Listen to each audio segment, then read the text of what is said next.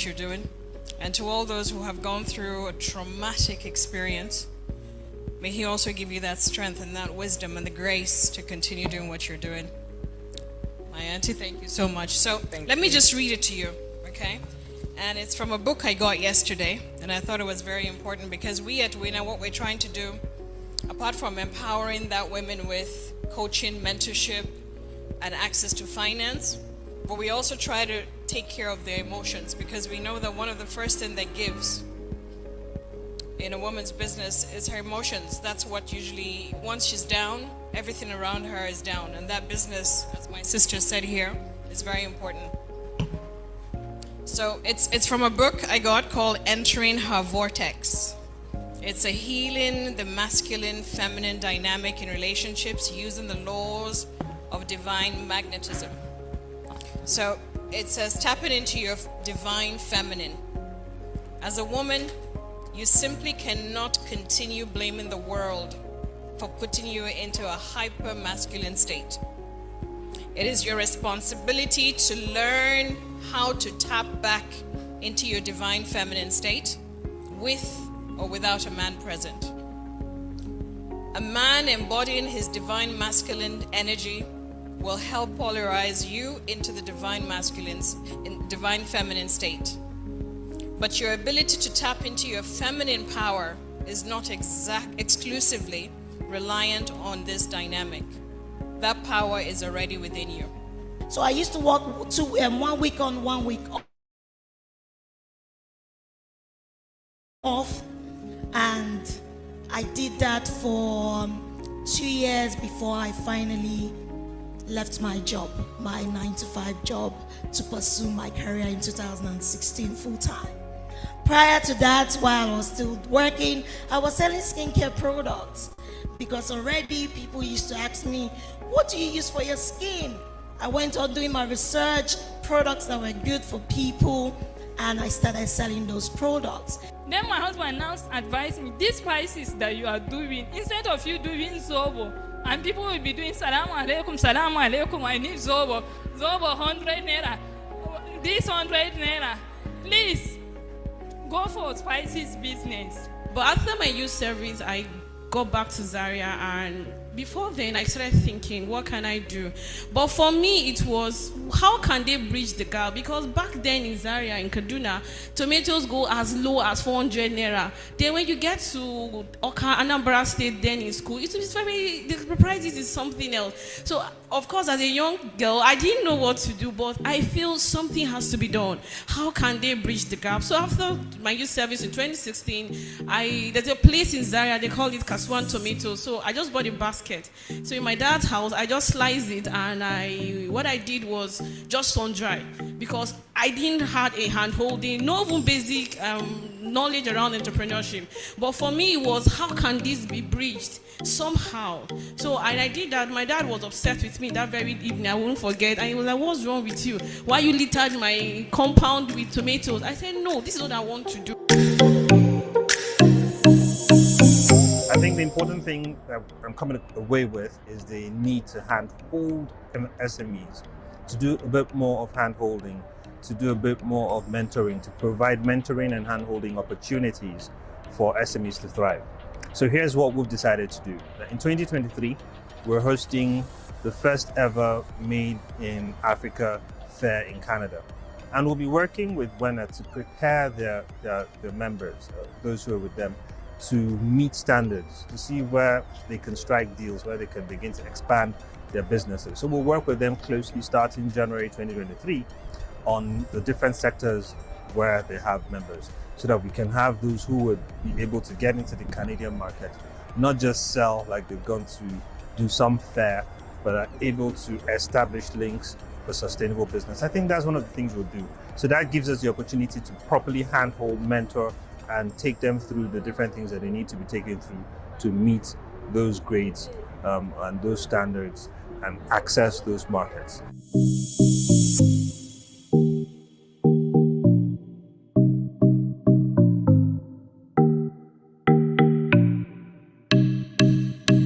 So I like to say that the reason why you have to also look at your mental fitness. And a lot of people don't look at this. It's a very important conversation. I don't know how many of you know what hypomania is. When you say somebody is hypomanic, it means the person has a lot of energy, does one activity all over again, has little sleep, very, very anxious because they want their business to succeed. And I can tell everybody here is hypomanic in one way or the other. And you may not understand that it's also a mental condition until someone realizes that you're going, overdrive and says you need to slow down. And most times, the people you tell you need to slow down tell you, no, there is no time. I'm young now. This is the time to do it. I can't do it when I'm in my 50s or my 60s. Please just let me. There's money to be made out there. And so you get that feedback and you're like, okay, perhaps experiences will teach you. But it's always very important to know what your boundaries are and know what your mental health is like. And most of us do not really understand our mental fitnesses. And why I say that is that when you think about the general environment for the average young person, even the person who operates a POS is an entrepreneur. And you may not, he might not come out and say I'm a banker, but he handles finance, he handles other people's money, and he expects results and profit at the end of the day. So he's thinking of how he's going to strategically position his POS, have more customers at the point where he's fixated, have more people withdraw money in lump sum, and that mental engagement every day builds anxiety.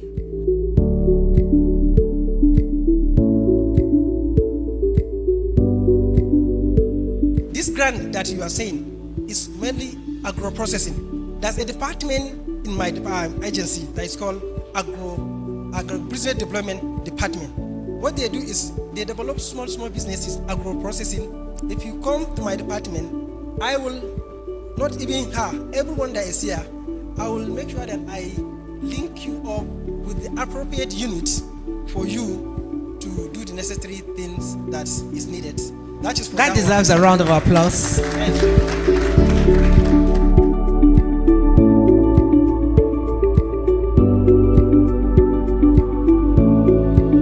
During events, she calls me. Although I still work for her, but then I'm still doing my own business at the event. So it is a collaboration between two of us. And then in 2016, I went back to England to do my ACCA. And I came back 2017. Although when I was doing my ACCA, I was still baking in Birmingham. I've managed to find clients. So I was still baking there. I came back in 2017. Now it was time to serve.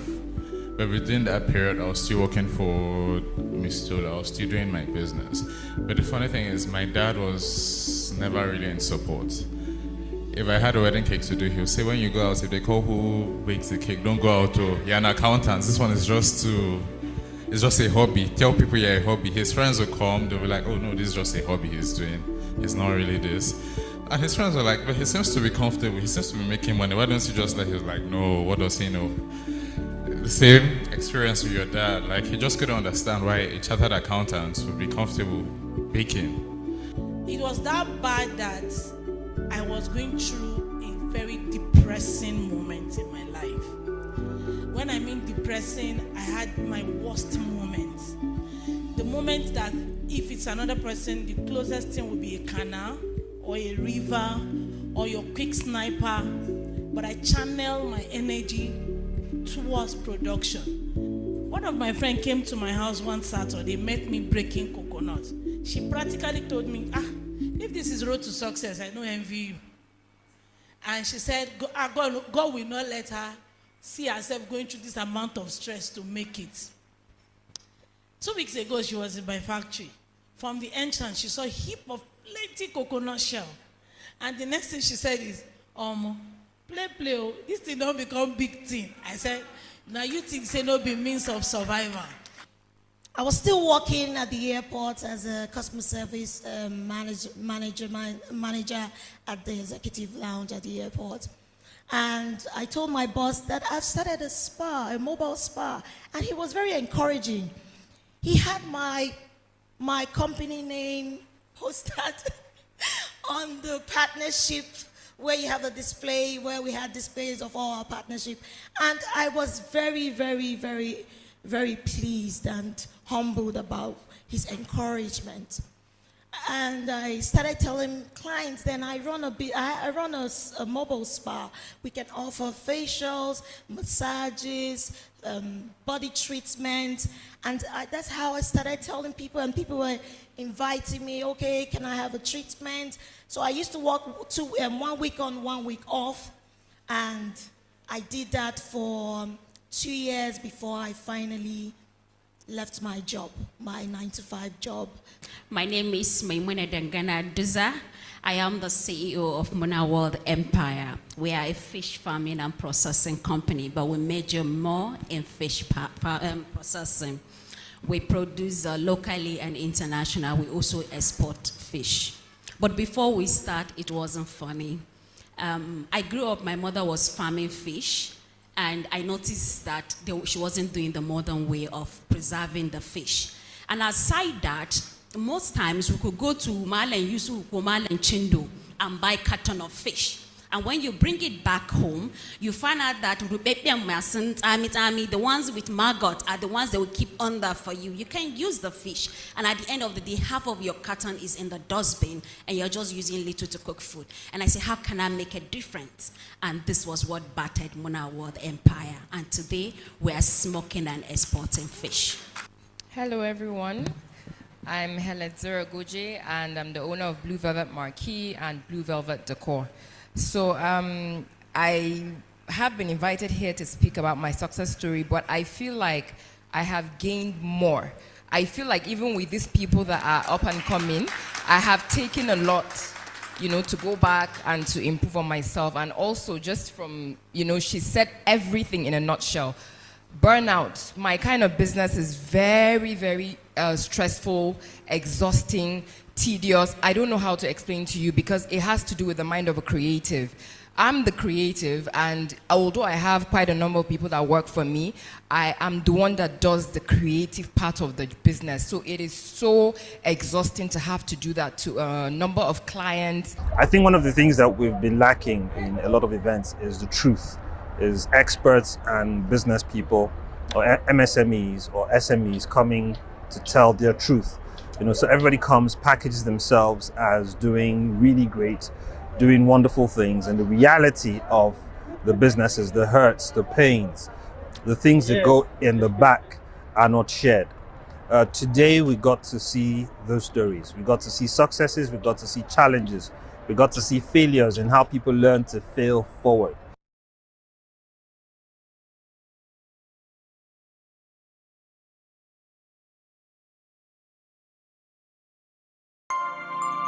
Truth is experts and business people or MSMEs or SMEs coming to tell their truth. So everybody comes, packages themselves as doing really great, doing wonderful things, and the reality of the businesses, the hurts, the pains, the things that go in the back are not shared. Today we got to see those stories. We got to see successes, we got to see challenges, we got to see failures and how people learn to fail forward.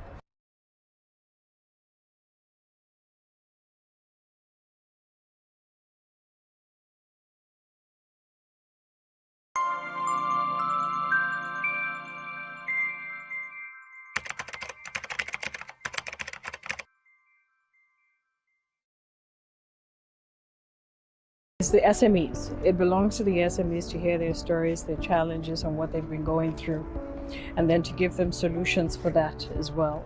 So when you hear one man's story,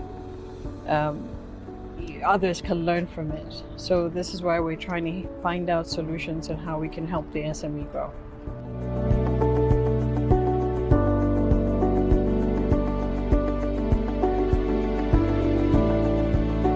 So last year I launched my perfume brand. That's one side of the brand. And then I was lucky to sell all the perfumes when we came here to the Export Commission exhibition. I was so excited, and then I decided to just restock the perfume in larger quantity. But unfortunately I got sick. So I ended up traveling for investigation and then medication. which did not happen. I ended up spending all the money, and then I came back. I went to other exhibitions. On our way back, we happened to be part of the, I'm sorry.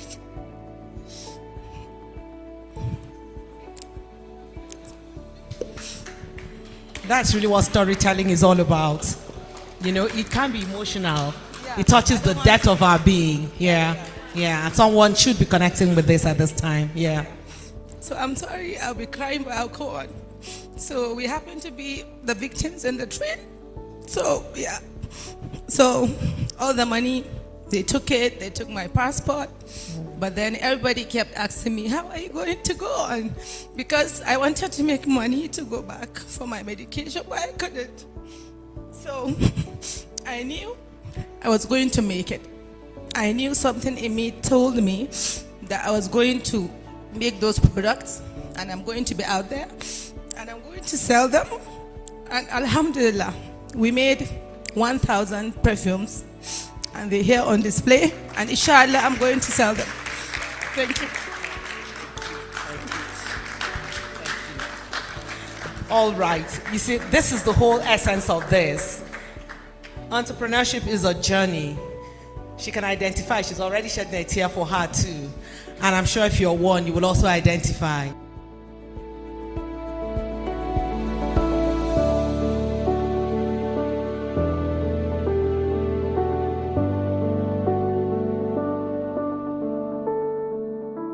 All of you are very important to us, all of you guys as well, for coming. Thank you so much. Your stories are powerful, from Maimuna, Adiba, you as well. For all those who have lost a loved one, may God give you the strength to continue to do what you're doing. And to all those who have gone through a traumatic experience, may He also give you that strength and that wisdom and the grace to continue doing what you're doing. My auntie, thank you so much. So let me just read it to you, okay?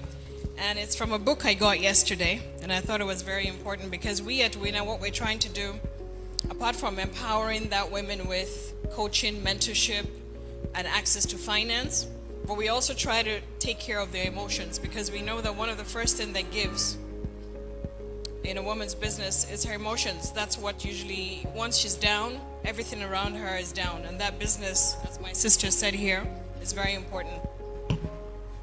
So it's from a book I got called Entering Her Vortex. It's a healing the masculine, feminine dynamic in relationships using the laws of divine magnetism. So it says, tapping into your divine feminine. As a woman, you simply cannot continue blaming the world for putting you into a hyper masculine state. It is your responsibility to learn how to tap back into your divine feminine state with or without a man present. A man embodying his divine masculine energy will help polarize you into the divine feminine state. But your ability to tap into your feminine power is not exclusively reliant on this dynamic. That power is already within you. So I used to work 1 week on, 1 week off, and I did that for 2 years before I finally left my job, my 9-to-5 job, to pursue my career in 2016 full-time. Prior to that, while I was still working, I was selling skincare products, because already people used to ask me, what do you use for your skin? I went on doing my research, products that were good for people, and I started selling those products. Then my husband now advised me, these spices that you are doing, instead of you doing zobo, and people will be doing salamu alaikum, I need zobo 100 naira, this 100 naira. Please, go for spices business. But after my youth service, I got back to Zaria, and before then, I started thinking, what can I do? But for me, it was, how can they bridge the gap? Because back then in Zaria, in Kaduna, tomatoes go as low as 400 naira. Then when you get to Oka, Anambra State, then in school, it is very, the prices is something else. So, of course, as a young girl, I didn't know what to do, but I feel something has to be done. How can they bridge the gap? So after my youth service in 2016, there's a place in Zaria, they call it Kasuan Tomato. So I just bought a basket. So in my dad's house, I just sliced it, and what I did was just sun dry. Good morning, everyone, and happy Global Entrepreneurship Week. It's been an eventful week, also very insightful. Here at the WenA Global Entrepreneurship Week, we have had a great time learning, networking, winding down 2023, and also preparing for the new year. This past Tuesday and Wednesday, which was the 14th and 15th, we had the WenA Business Growth Strategy Masterclass led by experts in business analytics, performance measurement, and business growth strategy. The primary goal of the masterclass was to guide SMEs in accounting for the year 2023 and also facilitate strategic planning for the upcoming year. And today we'll be wrapping up the 2023 WenA Global Entrepreneurship Week with the SME Policy Dialogue. This dialogue is designed to provide insights on recent government policies affecting the Nigerian SME, including tax regulations, trade policies, and economic incentives. So we have a cream of speakers who would be speaking into some of these unique areas regarding the SME policies. And on this note, and on behalf of our founder, Her Excellency Aisha Babangida, the management and staff of Women Enterprise Alliance, we say a very big welcome to you all. We apologize for starting a bit late. We're actually going to kick things off right away. So very quickly, I'll be introducing our guests for today. But before then, we'll be taking the welcome address from the MD CEO of WenA. I would just like you in the chat section, if you're here, to just say good morning to someone. In the chat box, you can just say good morning to someone. Pick anyone from the participants who are here so that we can get familiar with one another. And while we do that, please make welcome with me the MD CEO of WenA, Mrs. Oluwatoyin Matthew. Good morning, madam. Morning. Thank you, Lani. Good morning, dear participants, and a warm welcome to the pinnacle of the WenA Global Entrepreneurship Week 2023, our SME Policy Dialogue webinar.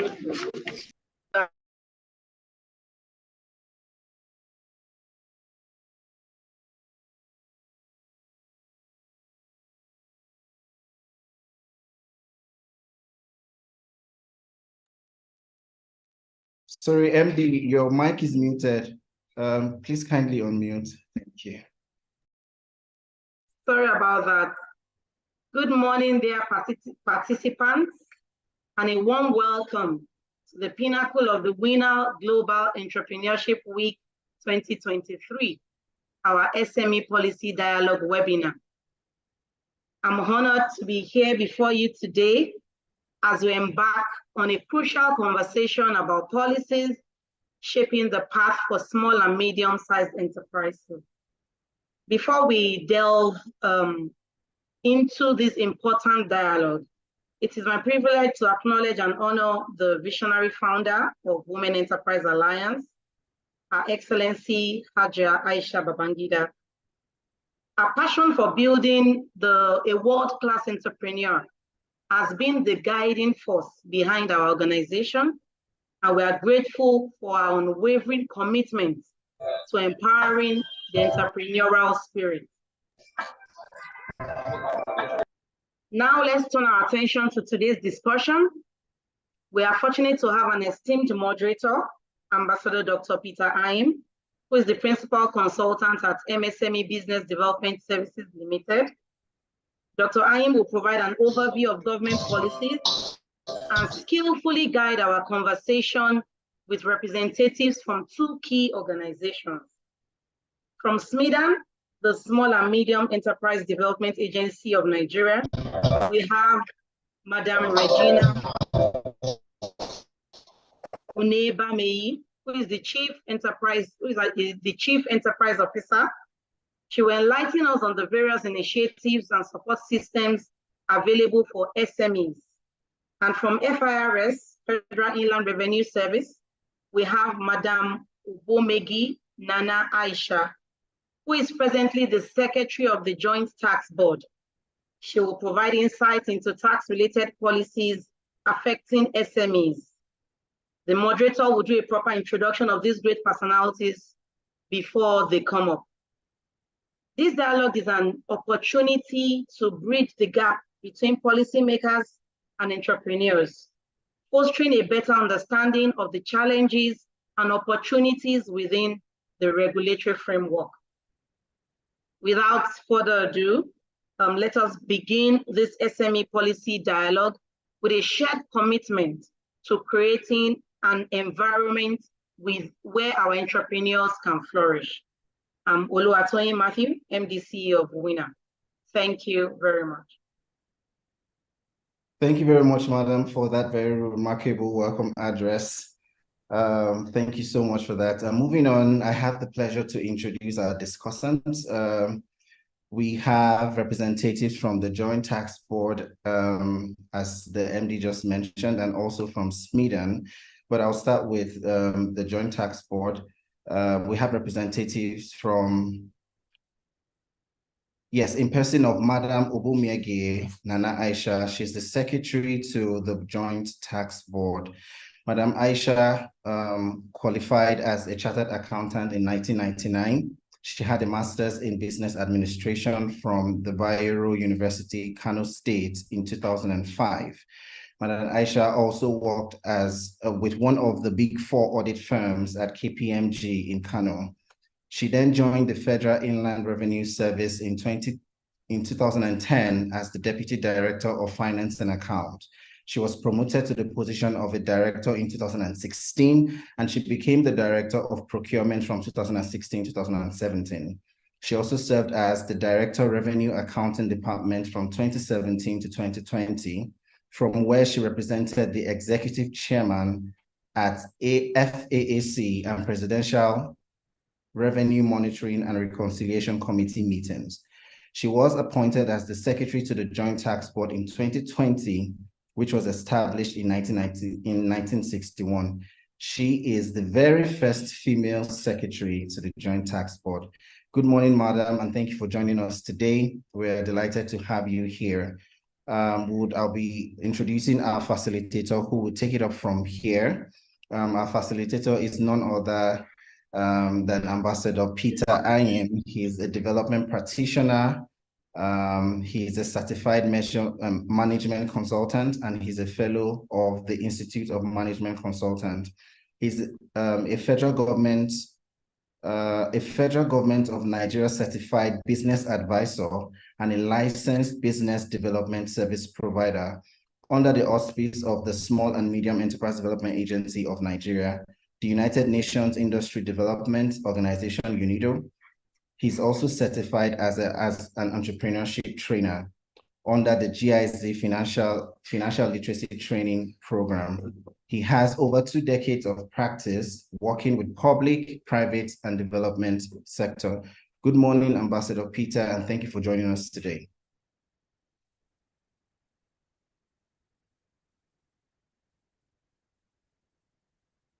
Good morning, sir. So if you're trying to speak, your mic is mute.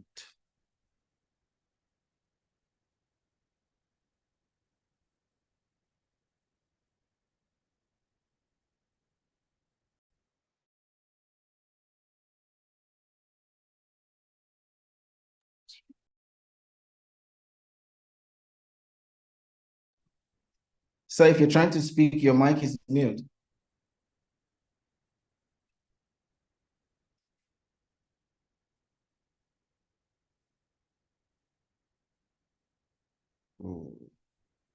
Okay. Okay, so very quickly, I would be introducing a representative from the Small and Medium Enterprise Development Agency of Nigeria. in person of Madam Regina Madam Regina Ume.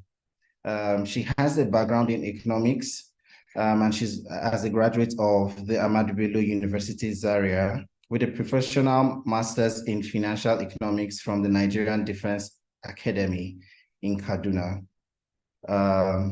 She's currently the Assistant Chief Enterprise Officer at the Small and Medium Enterprise Development Agency of Nigeria, and she serves as one of the faculty members in charge of training and program development. She's also a licensed business development service provider and a certified Inspire, Start, Create SME trainer under the GIZ. Thank you so much for joining us today, madam. While we wait for our speakers to, I'm sorry, I'm trying to check if our, okay, so Ambassador Peter, I can see that you have not connected your audio, sir. So if you could please connect your audio so that we can have you take over the meeting. Alternatively, you can maybe log out and try and join again. And we apologize for the technical hitch we're experiencing currently. But then while we wait for this to be fixed, we'll go on a quick break. The media team will just play a short video while we wait for our speakers to fix this technical hitch. Thank you for joining us, and please stay with us.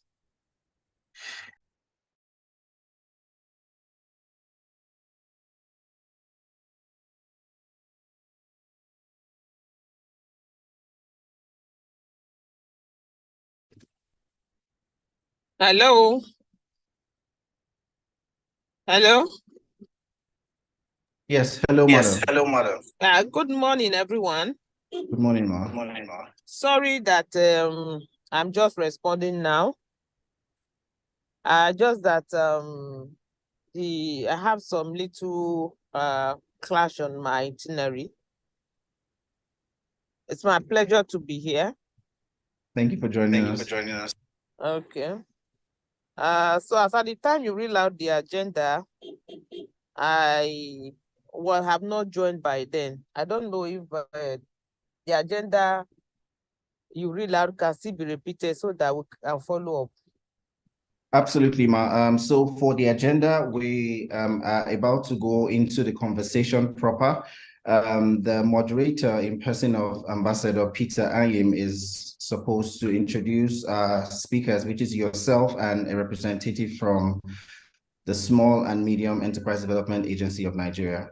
But Ambassador Peter is currently having issues with his connection. So he logged out briefly, and we're expecting him to join us again.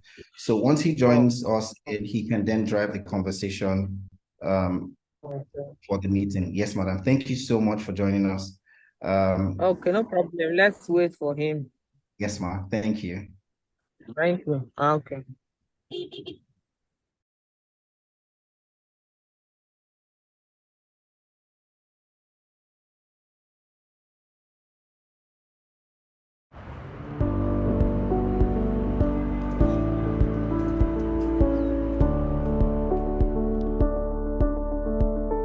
It's the SMEs. It belongs to the SMEs to hear their stories, their challenges, and what they've been going through, and then to give them solutions for that as well. You know, so when you hear one man's story, others can learn from it. So this is why we're trying to find out solutions on how we can help the SME grow.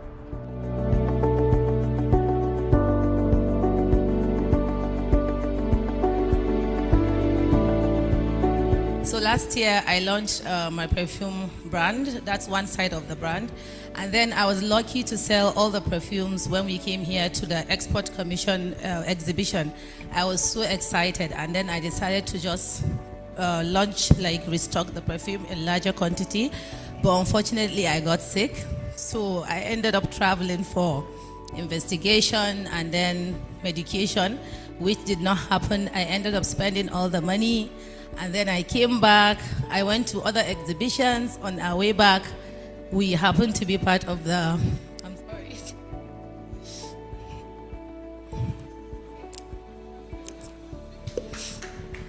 That's really what storytelling is all about. You know, it can be emotional. It touches the depth of our being. Yeah. Yeah. And someone should be connecting with this at this time. Yeah. So I'm sorry, I'll be crying, but I'll go on. So we happen to be the victims in the train. So yeah. So all the money, they took it, they took my passport. But then everybody kept asking me, how are you going to go on? Because I wanted to make money to go back for my medication, but I couldn't. So I knew I was going to make it.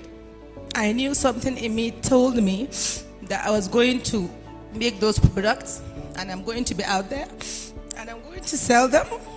And alhamdulillah, we made 1,000 perfumes, and they're here on display, and inshallah, I'm going to sell them. Thank you. All right. You see, this is the whole essence. Thank you so much for staying with us. I believe our moderator is here now. Good morning, Ambassador Peter. Good morning, everyone, and thank you for having me. I logged on like 1 hour ahead of time, and I was praying that network would not act up. But incidentally, at the point where I thought maybe the program had started, I was logged off completely. But I'm happy to be back. Nice to see everyone. And indeed, thank you for having me. Thank you for joining us, sir. Okay, so we'll just hand over the meeting straight to you. I have already introduced other discussants from the Joint Tax Board. We have Madam Aisha, and then also from Sweden, we also have a representative. So over to you, sir.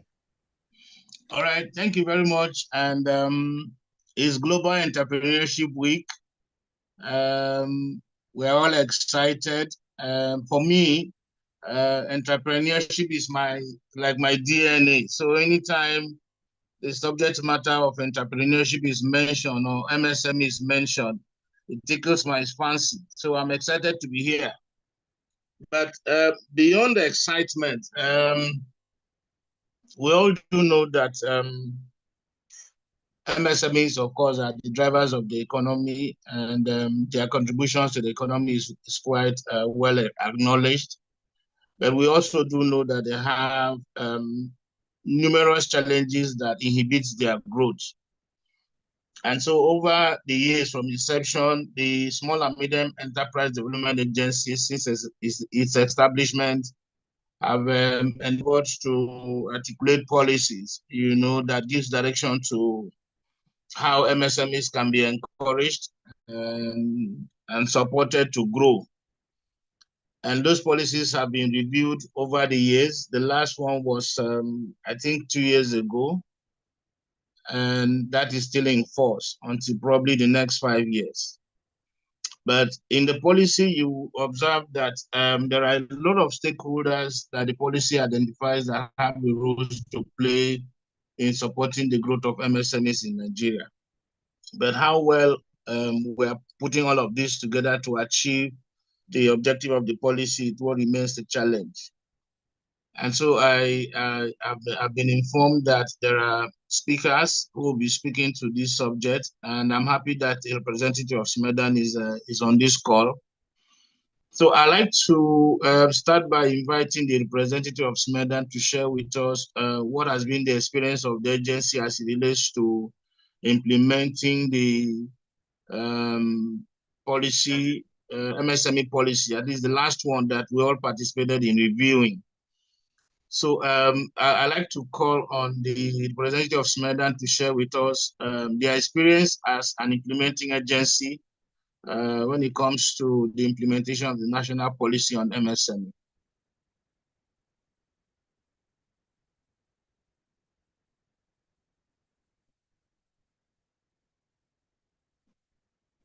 Can anyone hear me? Good morning.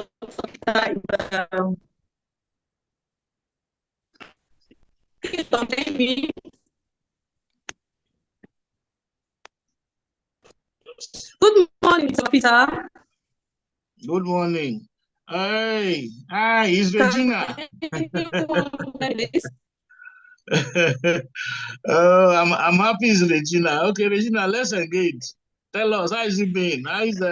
What's your experience as an agency in implementing the MSME policy?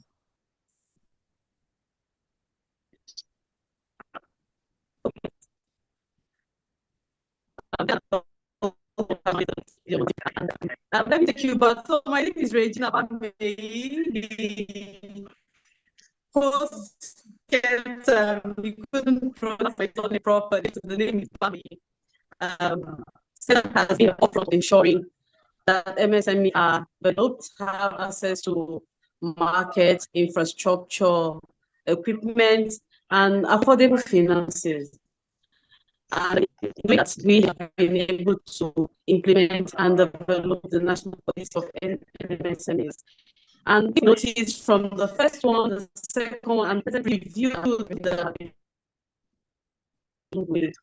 major gap. So starting from the micro, small, and medium, we need to introduce nano enterprise into this particular review that we have done. So one of the things Madam has done now is to ensure that we have no enterprise in this. So Madam is really trying to ensure that focusing on MSMEs in Nigeria thrive. So I am here to, and in terms of gender, we have also established the gender strategies this year. So from the next policy review, we see more policies that have to do with women.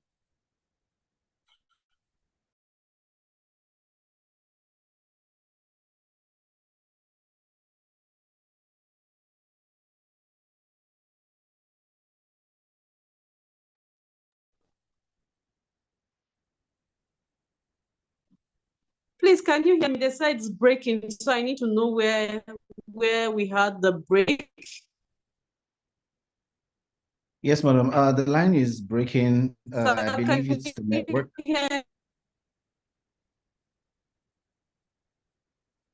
The line is breaking. I believe it's the network. So if you can please. You're muted now, actually, Madam Regina.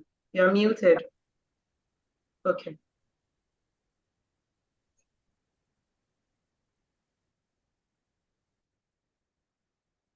Yes, I want to turn off my video to see if it's a video that's causing the network breakage.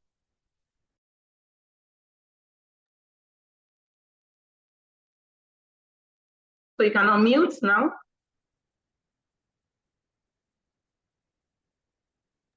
Maybe we could all turn off our videos to allow only the person that has the floor to engage. That way, I want to believe that the engagement will be flawless. Let's try turning off our videos, please. Recording in progress.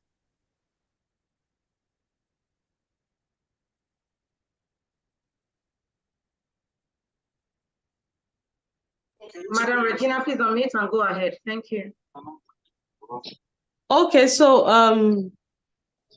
let me go back to where I started. I said Sweden is at the forefront of developing the micro, small, and medium enterprises in Nigeria.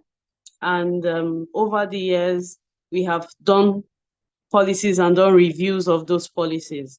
And part of what our mandate is to ensure small businesses have access to equipment, markets, infrastructure, and affordable financing.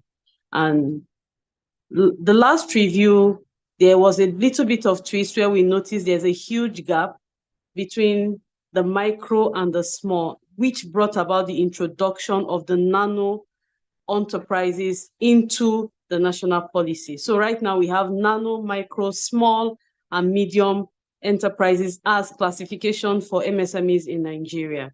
And there's a little bit of twist. So this year, SMEDAN saw the need to have a gender desk, and in order to see how they can create and develop programs and policies targeted specifically to women. So this year, the deck started, and in the next policy review, we'll be seeing more policies that are targeted towards women enterprises. So that's a summary of what I was saying before. Thank you very much, sir.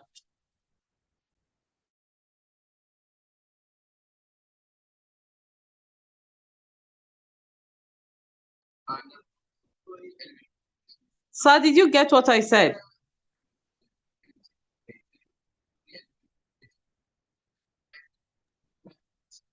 Hello, sir.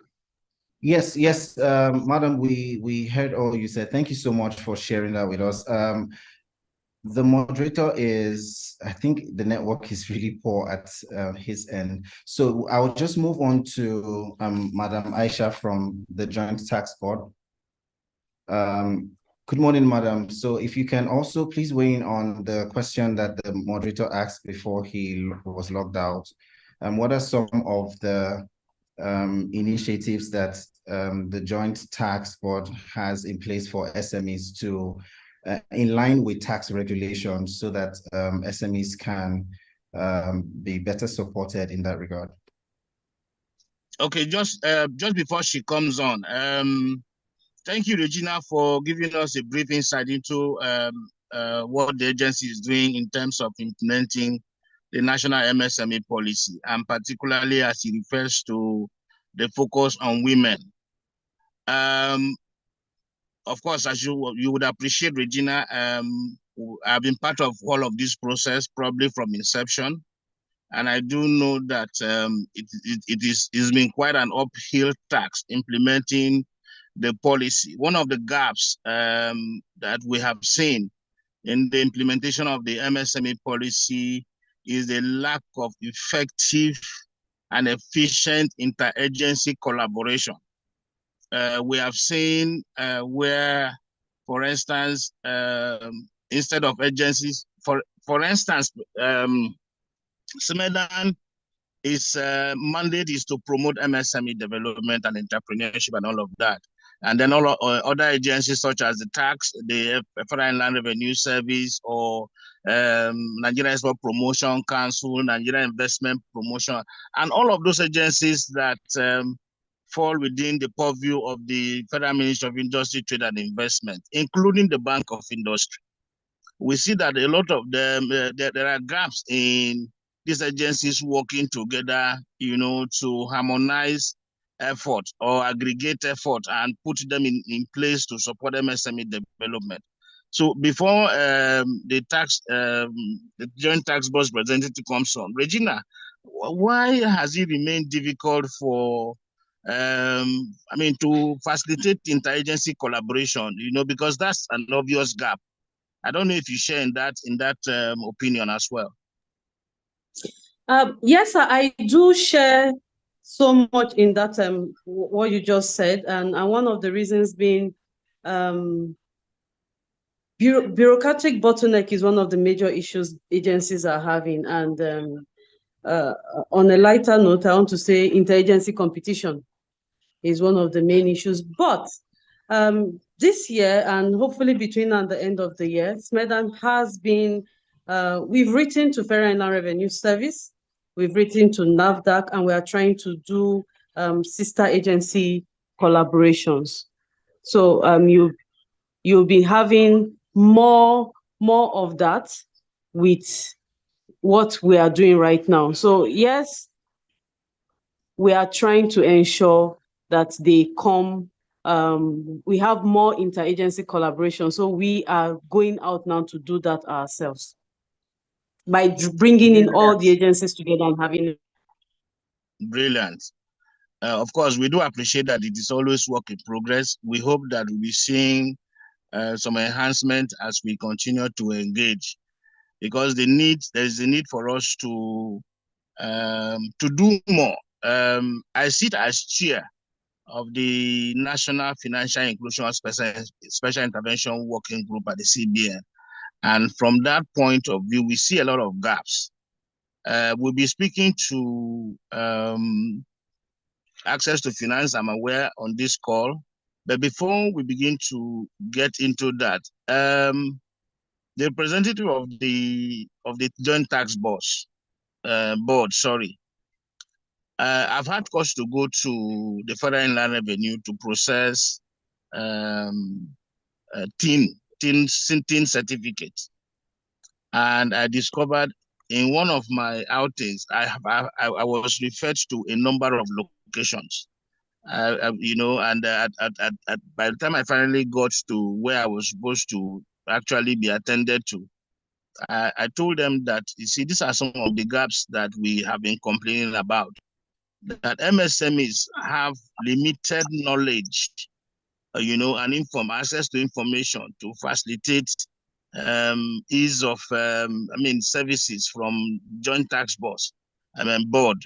So I don't know if you are aware of this challenge, you know, and of course, there's also the lack of education among enterprise operators when it comes to tax.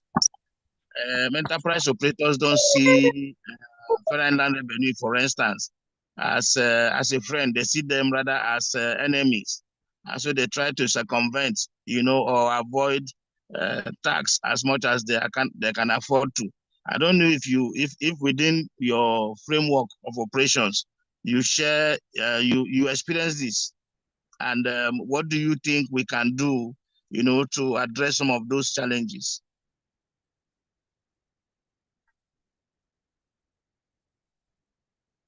Thank you very much, moderator.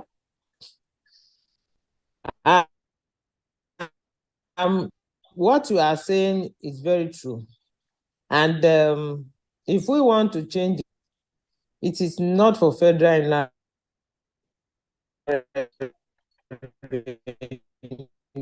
to do the work. Tax enlightenment of the money. We are all involved in this process. You see, like when I came on board at the Joint Tax Board,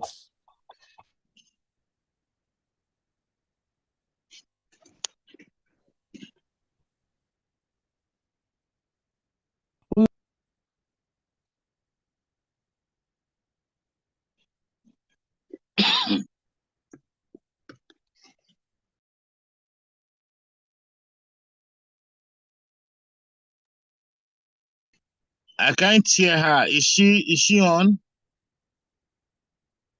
I think she has gone off. Oh, wow. Okay, so while we wait for her to come back on, I recall at the point as a matter of fact, part of what we're doing, and from Smedan recognizes the need for us to have business development service providers. And in line with the aspiration of the Committee of Donor Agencies, Smedan have institutionalized the national framework, you know, to train and certify business development service providers, you know, to bridge the gap between what Smedan is doing as an agency and what to, you know, and MSMEs, particularly as it relates to providing market-oriented and demand-driven business development services. And one of the advocacies that we've been doing over time is how we can get all of these agencies, you know, to work with business development service providers, you know, to bridge the gap between what they do and what enterprise operators need to do. I'll give you typical examples. For instance, we're having an ongoing conversation with the National Collateral Registry, you know, for them to organize a TOT for business development service providers so that they can educate MSMEs and, you know, on how that can help them grow their enterprises. And same conversation we are having with, where we have had with Federal Inland Revenue, to see how they can probably organize the TOT to bridge, for BDSPs, to bridge the gap between the service and enterprise operators. But all of this seems to be, coming very difficult, even including CAC when it comes to business name registration or business registration. So I don't know, Regina, if you can hear me, while we're waiting for the joint tax box to come back on. Regina, how can SMEDAN facilitate that interagency collaboration between all of those agencies that work with SMEs or work for MSMEs, so that BDSPs can help bridge the gap that exists? Hello? Regina, did you hear that? Yes, I heard you, but I thought the joint tax, she wanted to speak. Can I go ahead and say? Sorry. Okay, so let's give her the floor, and then when she's done, Regina, you can please kindly respond. Okay. Thank you very much. I said we ran a lot of enlightenment. You see, generally speaking, people are biased to tax. When you hear any advertisement or radio, as soon as you hear it's from Federal Inland Revenue or from the State Internal Revenue Services, you will not like to listen. Let's be very frank with ourselves. We are only interested when we have a problem to solve. Like FRS now, they've launched the contact center 247 that is alive. Even if you call it the midnight, somebody will answer you. But how many people are using it? We have all our social media handles up and running 247. Even if it is a midnight, drop anything you want, we attend to it. How many people are using it?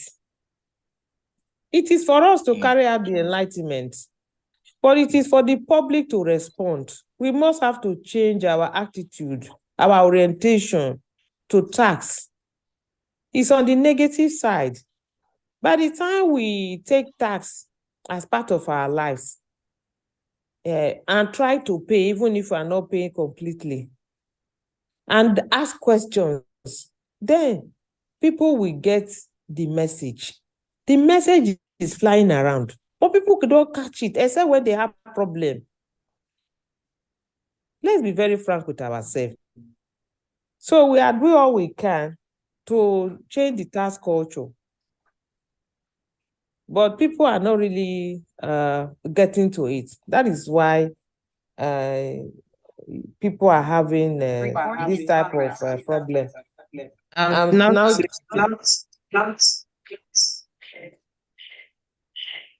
Hello? Yes, we can hear you. We can hear you, madam. Sorry, just a minute. I have two systems jamming.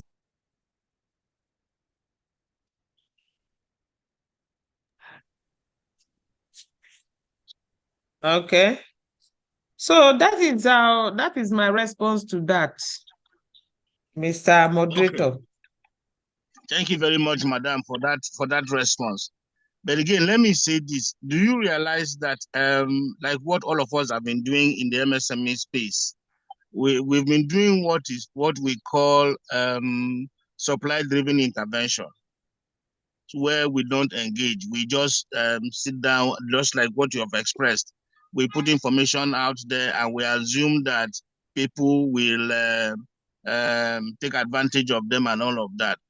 But we've seen that, including all of the other services that are being offered to MSMEs, we have seen very clearly that there are gaps, and then which simply means that we need to begin to change the way we do things too. One of it is advocacy, and then of course, Federal Inland Revenue cannot do this alone. Now, let me ask you: do you see the need to have partners work with you to firstly enhance tax advocacy? I've had, like I said, probably you didn't hear that. I said something about tax advocacy service. It's a global best practice. It's done in the US, but here we don't do it. Federal Inland Revenue tend to be working alone, and they don't have intermediaries, people that are standing between them and people that are supposed to be paying taxes. In this case, we are referring to enterprise operators. Do you see the need to work with probably business development service providers to enhance tax advocacy and then educate enterprise operators on the benefit of paying tax?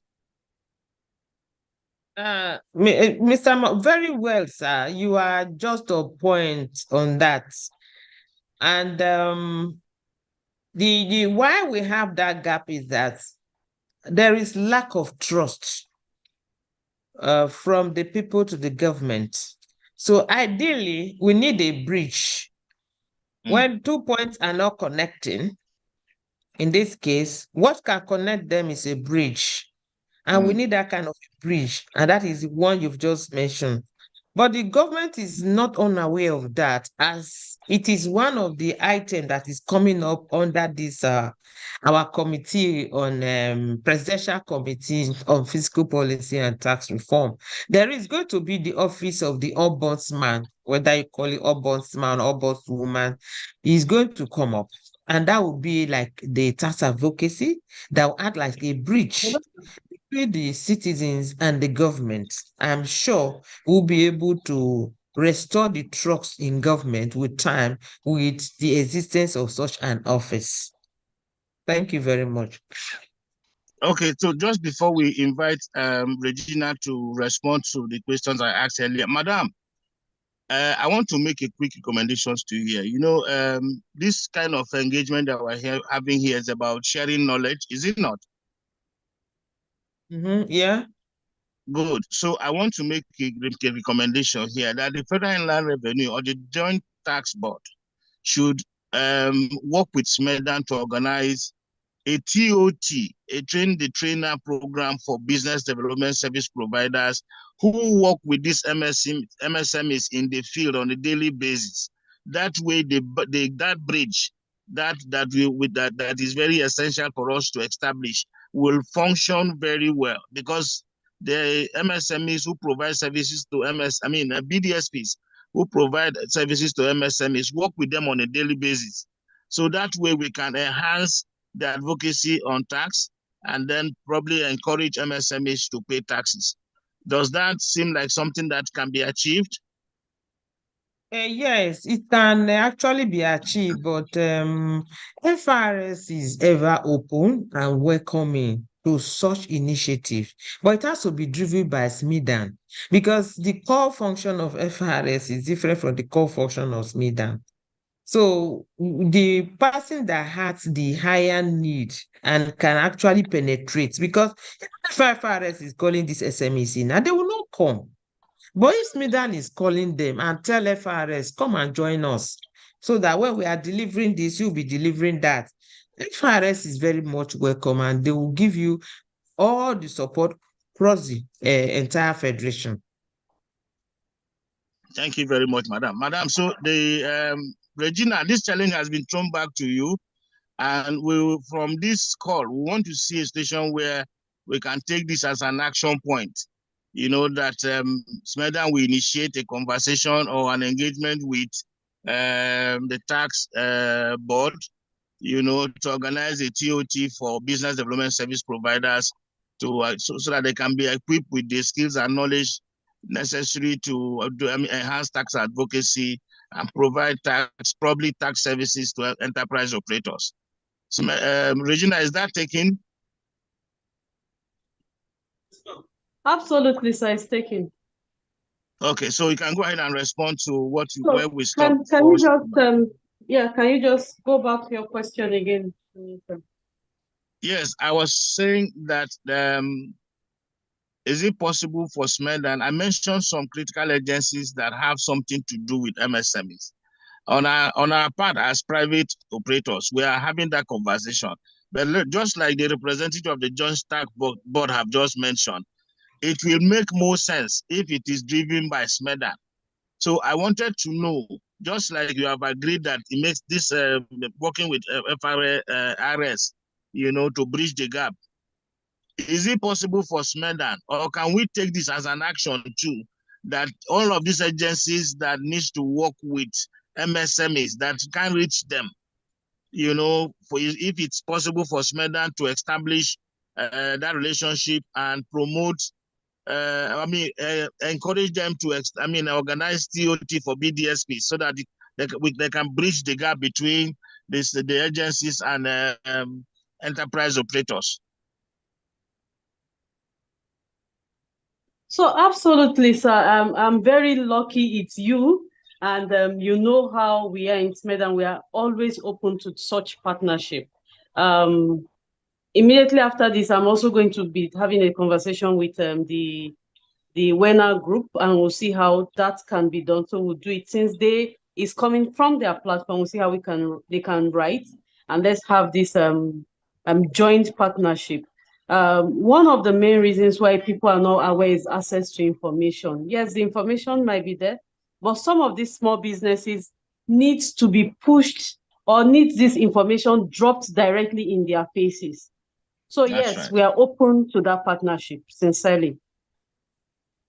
All right. So WenA, we can count on you that you advance this conversation beyond this call. Is that taken?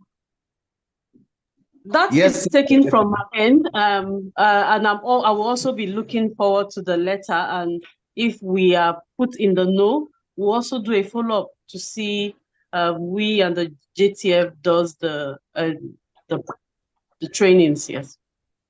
Okay, that's beautiful. Okay, so there's so much to talk about. I don't know how much time we have left, but if we can proceed to, I think the next subject is access to finance, right? Yes, it is, sir. Okay. So again, this is for all of us. I introduced myself earlier as chair of the National Financial Special Intervention Working Group at the CBN. And from where I stand, I do know that access to finance for MSME is 3%. And that is not fair enough. So the question is for both SMEDAN and any other stakeholder on board that can share some thoughts with us, why do we think it has remained extremely difficult for MSMEs, to access finance, even though we do know that finance is a lifeblood of any business? So, SMEDAN, why has it remained difficult for MSMEs to access finance, even though we know that there are banks, there are financial institutions, there are alternative financing sources? For instance, as at 2022, the startup in Nigeria were able to attract over $2 billion in investment, to support their enterprises, including even at idea stage. So if you put that side by side and use with MSMEs, and you see that access to finance for MSMEs remains at 3%. So what do you think is responsible, and what are the recommendations you could suggest, that we bridge the access to finance gap for MSMEs?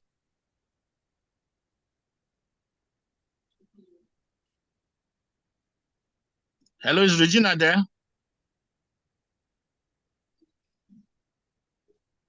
Hello? My network was glitching then. Please, can you go back to your question, please?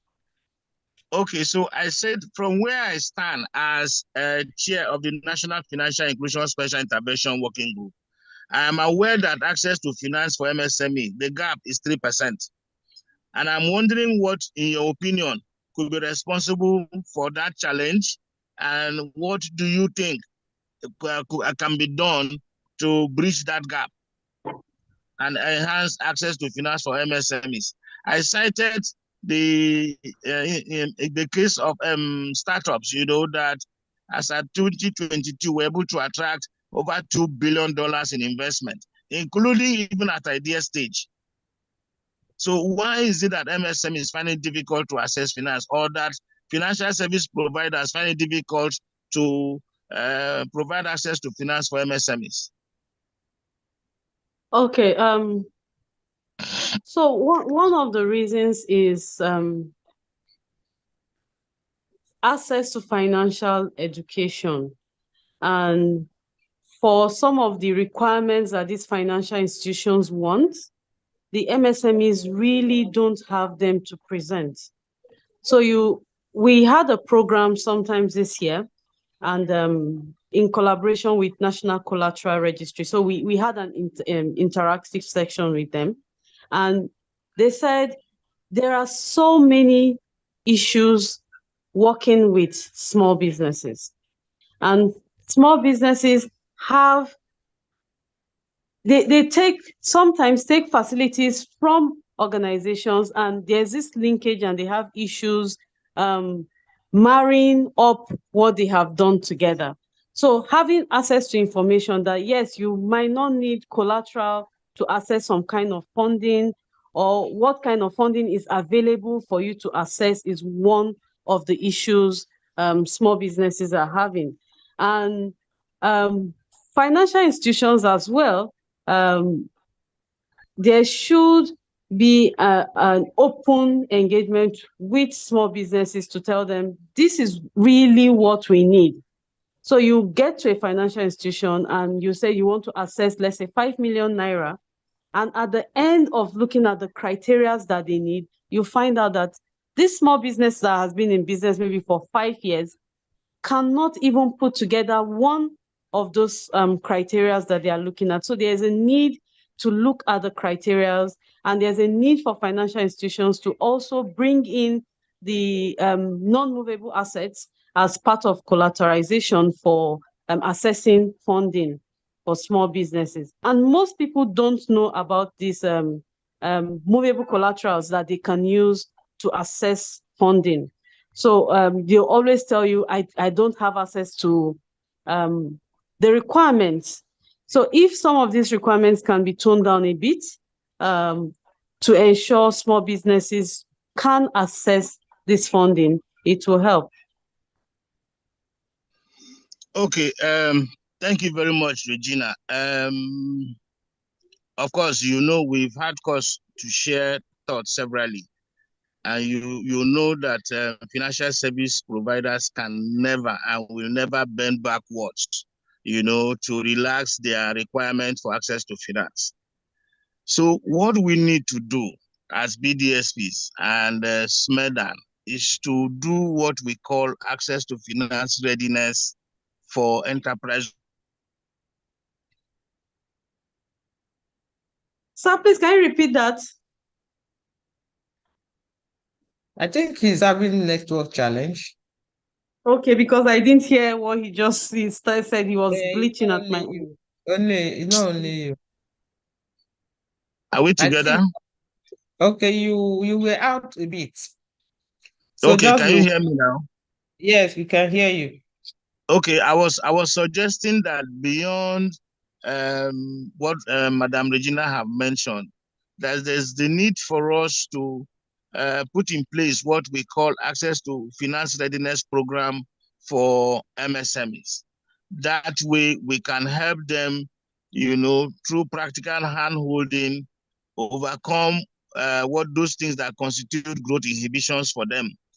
One of them, of course, as you will appreciate, is that MSMEs of financial service providers expect MSMEs to have structures, systems, processes, procedures, and all of those things, and ultimately automate their operational processes.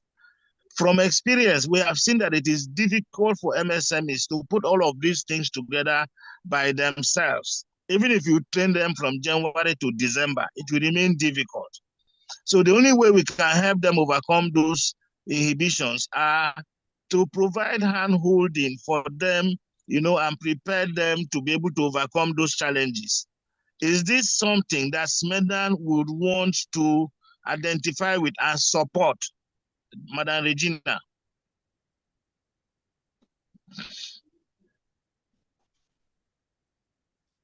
Hello? I think she's having a challenge. I think she's having a challenge. She will come up. Okay, so that's fine. So we can continue the conversation.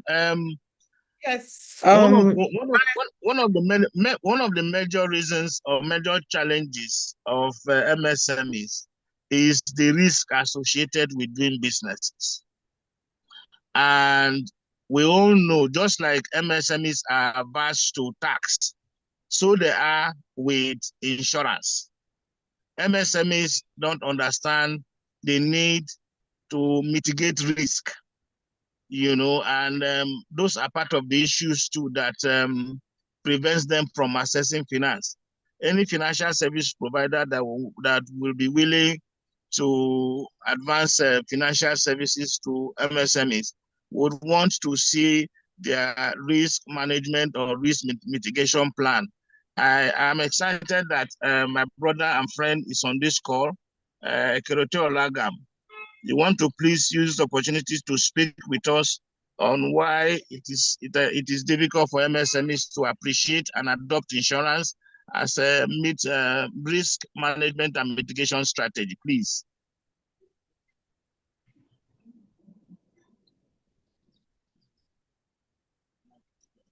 Hello, Ikerete. I saw Ikerete on the call. Is he on?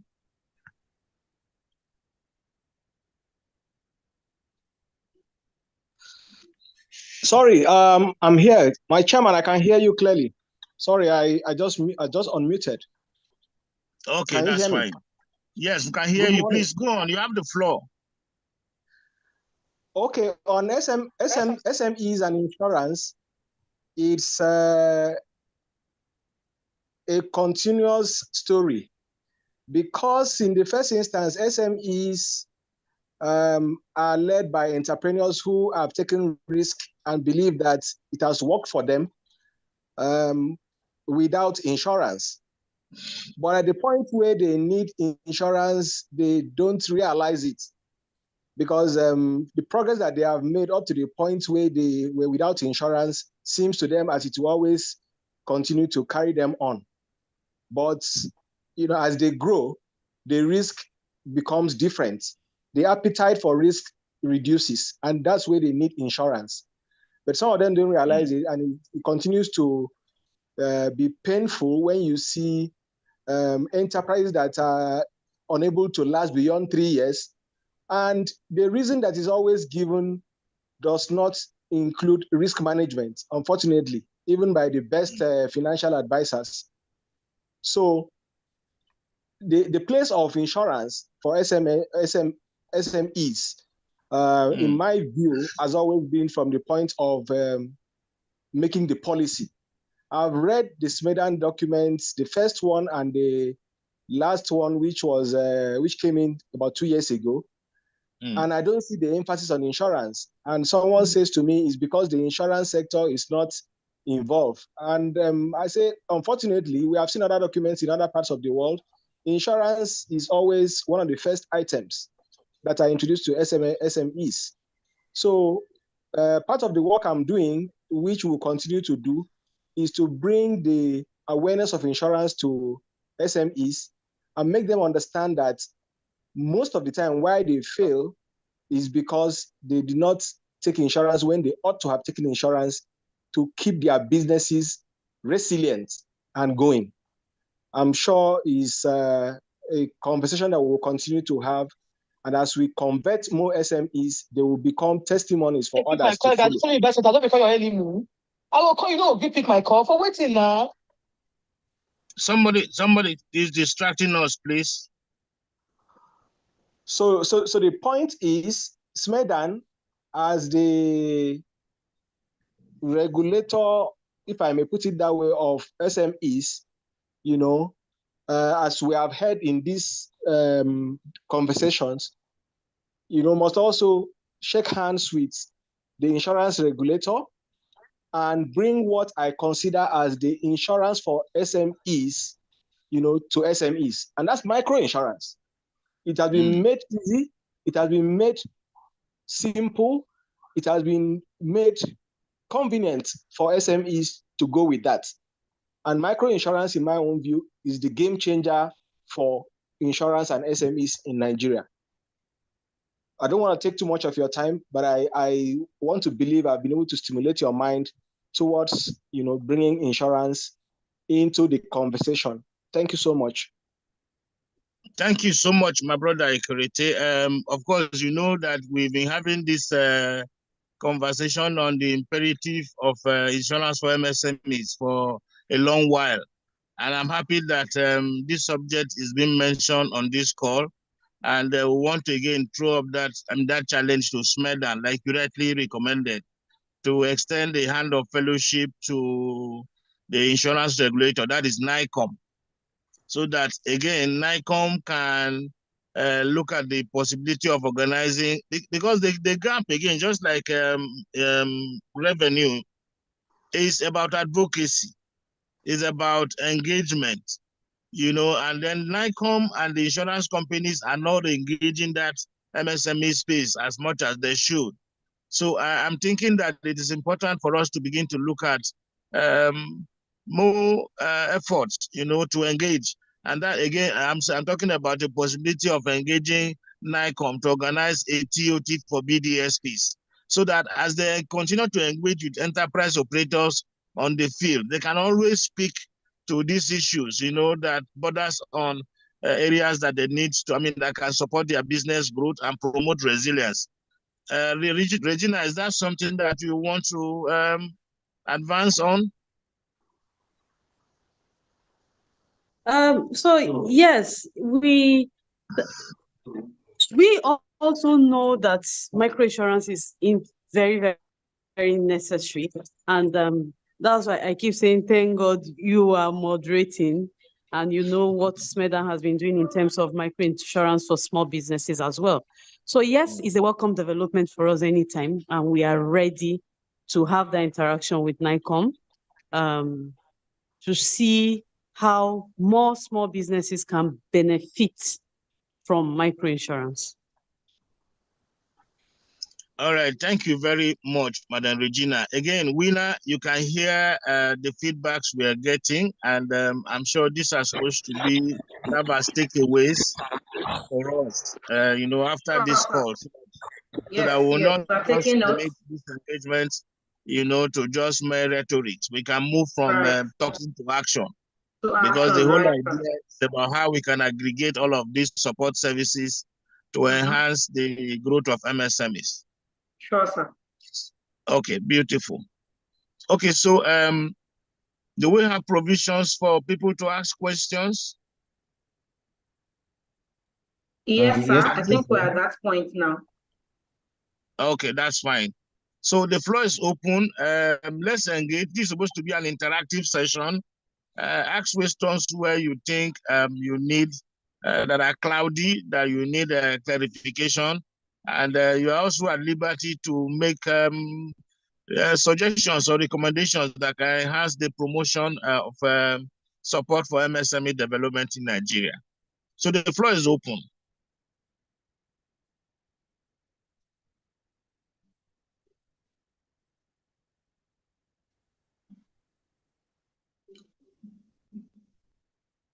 Hello.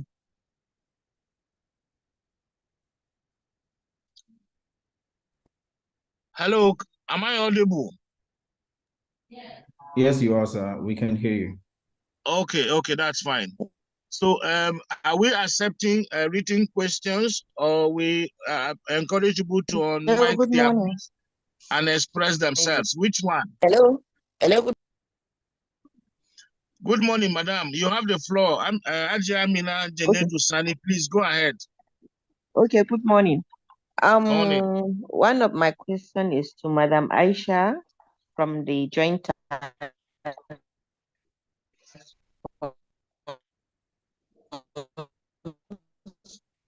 So she said, so I want to know, did they invite the SMEs and they didn't come?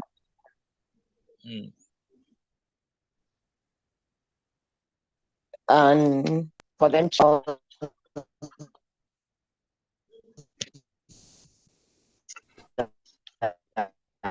I hear, we'll be happy to go gauging knowledge for us to learn and all stuff like that.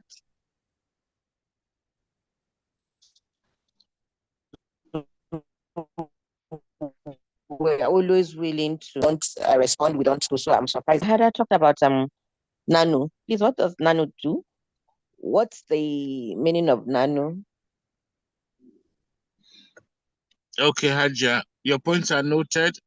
Two questions. She has raised two issues. One is directed at Smedan. You may want to define what nano means. And then the other question is to the Joint Task Force representative. So, Beth, let's take Regina first. Regina, what is nano enterprises? Okay, so we have a classification of MSMEs, and thank you very much. And from the classification, a nano enterprise is any enterprise that has 1 to 2 employees and has a turnover of less than 3 million naira. Awesome.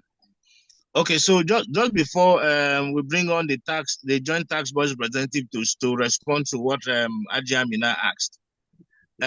If Regina, if a nano enterprise is defined as what you have just responded to, and then we have an ongoing intervention by the federal government that is said to be targeting nano enterprises with, is it 25,000 naira or 50,000 naira?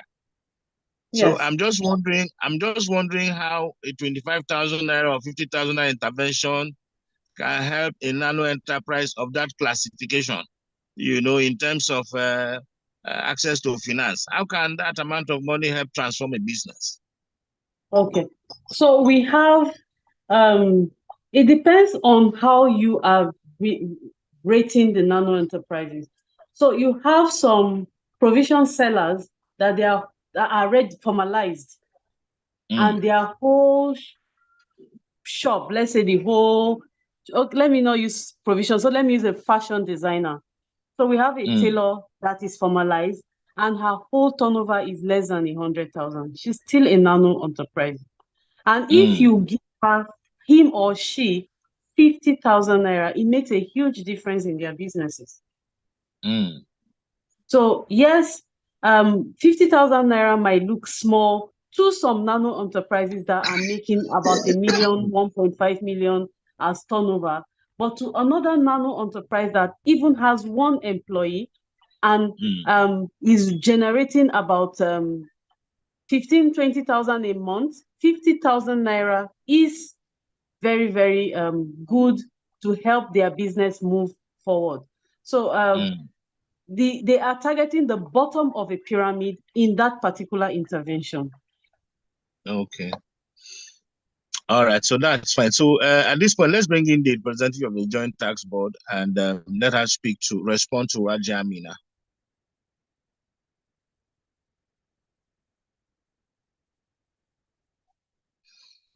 Hello, Joint Tax Boss, please.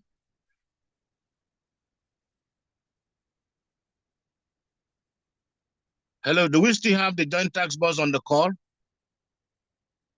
Looks like they have all been logged out.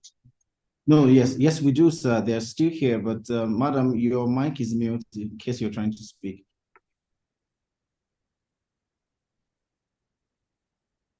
So we can just proceed while I try to reach her personally. Okay, that's fine. Okay, so do we have anyone willing to share some thought or ask questions? The floor is still open. Meanwhile, Ajamina, you said something about nano. The response of this Smeda representative, does it make sense to you? Yes, sir, it does. Brilliant. Thank you so much. Madam Regina, thank you. All right, so can we take more questions? Do you have questions? This is an opportunity for you to ask. Don't be silent. We encourage people to ask questions because, doing business can be very complex, and we do know that a lot of enterprise operators have experienced a lot of diverse and dynamic challenges. So here's an opportunity for you to ask questions, please. We can see John T. with their hands up. You have the floor, please speak.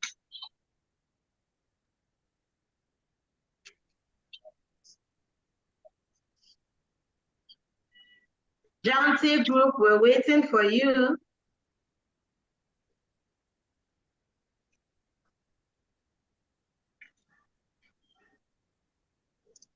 Okay. It looks like they are mute, right?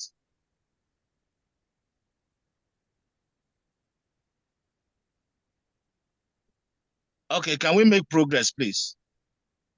Is there anyone else that wants to share a thought or ask questions? My hand is up. Okay. Okay. So please, you have the floor. Okay. Sorry, I went to use the restroom. It's like it has been, it was actually agreed that there should be micro insurance for SMEs, right? As one of the outcome of this meeting. Exactly. Is that correct? Yes, please.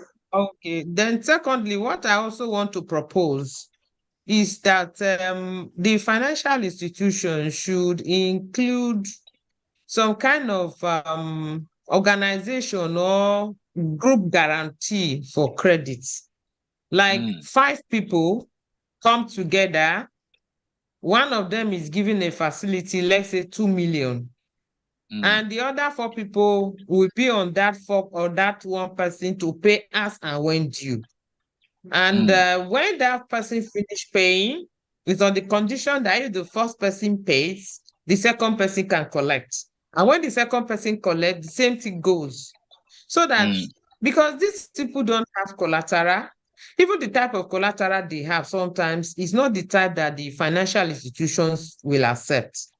So the way to get out to them is maybe by this group guarantee, a group of 5 people that you know they are credible and they have a little history that they've done this before and they've been able to pay back.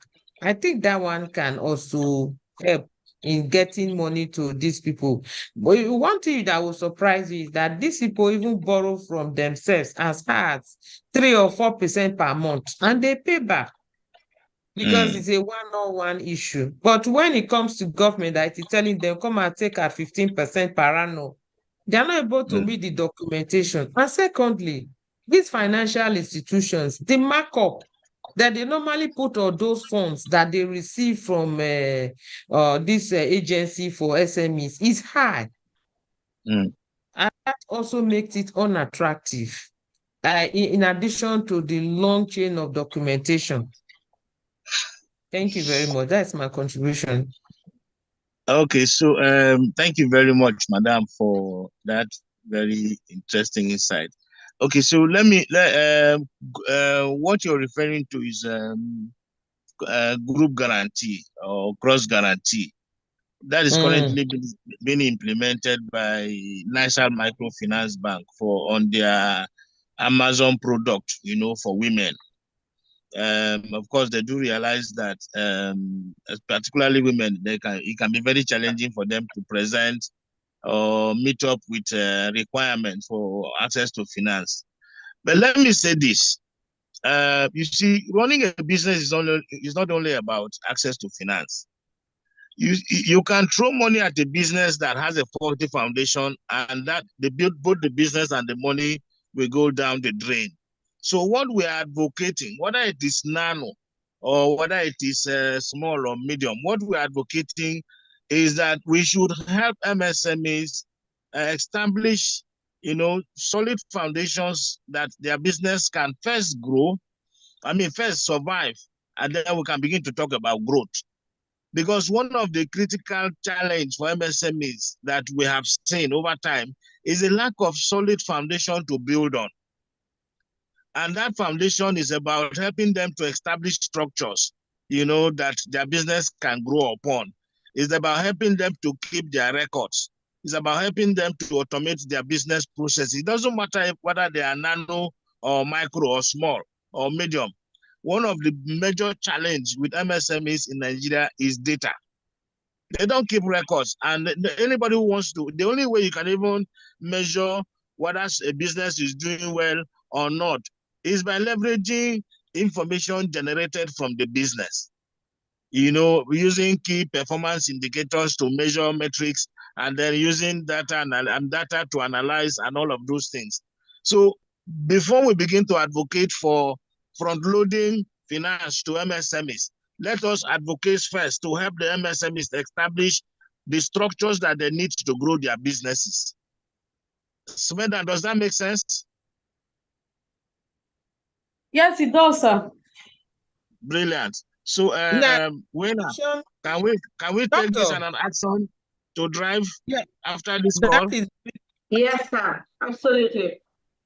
Awesome. A little insight into that one is if we can get a group of consultants who will take their fee from the proceeds of what will come out of this engagement. That is, if they have consultant people around them who can help them do the packaging, that is insurance, who will help them to set up the accounting system, who will help them to complete all the necessary documentation so that they can access this loan, and what they will get, the consultant should be a percentage work out somewhere so that the people will see it as initial stage, they will see it like it's cost-free.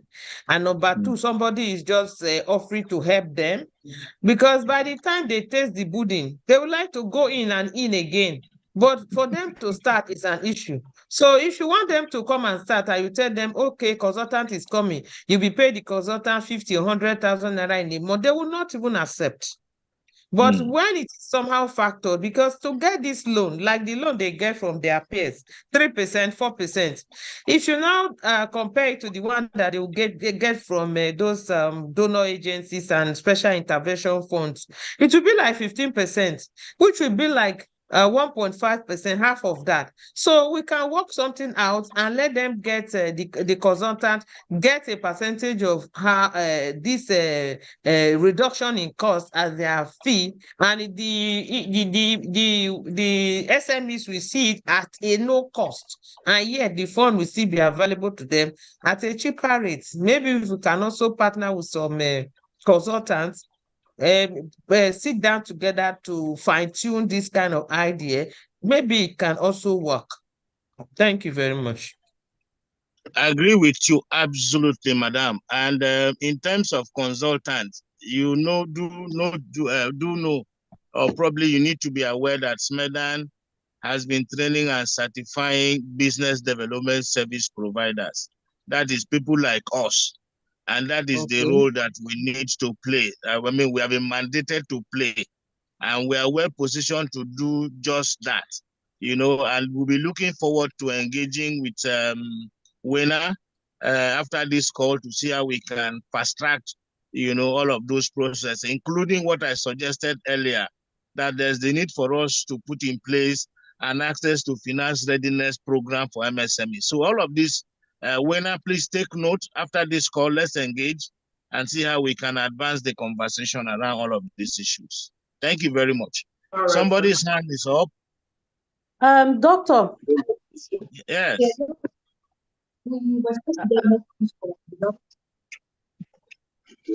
I didn't get that, Regina.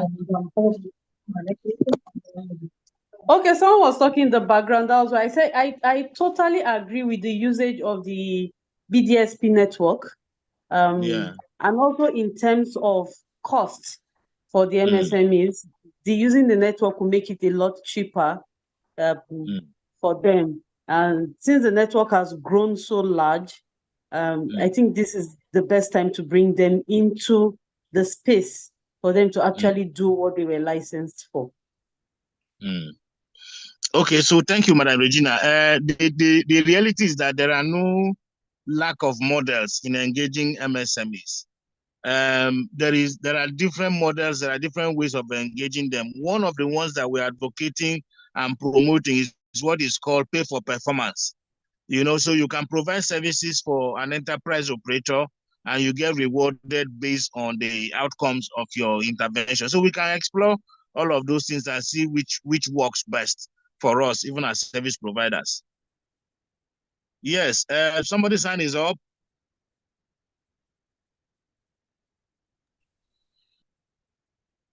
Hello, Mr. Kirite, your hand is up, right? Hello, good morning. This Janti Group, can I quickly say my questions, if that's okay. Yes, please.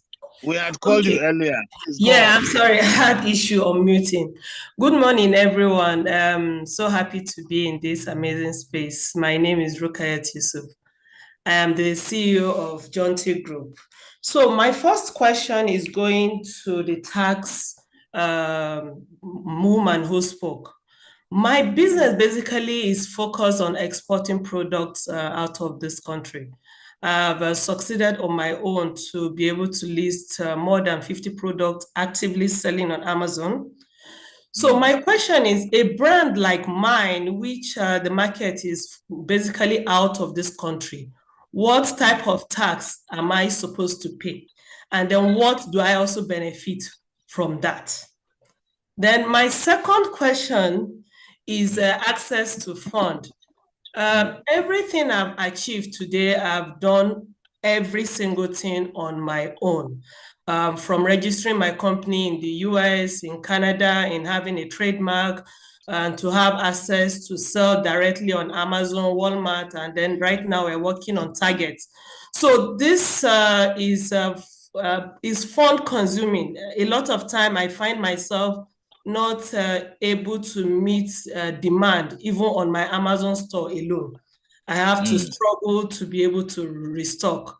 So as a brand, because I've reached out to numerous offices and government agencies to see how I can get, some form of fund to be able to push this brand. This is what I do. Like, I have everything to support it, but I'm unable to achieve that. What advice am I going to get? Yeah, I'm happy I've met WenA. WenA has helped me a lot, but they are still in the process. But what else can I do? What else can I leverage on to help my brand? Thank you. Okay, thank you very much, Jonty Group. WenA. Yes, Hello. sir. Yes, sir. Okay, so I'm inspired with what Jonty Group has just expressed, and I want to use this opportunity to say that I accept the challenge to work with WenA to address her concerns. As let's see what we can do with her beyond this call. So, Madam, we'll engage. Thank you very much, sir. Thank you, sir. Can I respond to what she directed to me? Yes, please. Okay. There are some incentives for companies, tax incentives for companies that are wholly involved in export. They are contained under section 19 of the company income tax.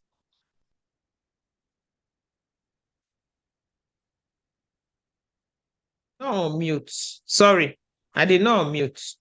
I said that there are some incentives for people that are exporting out of this country, tax incentives. So the tax incentive, I think you may be qualified for, is under section 90 of the Company Income Tax Act.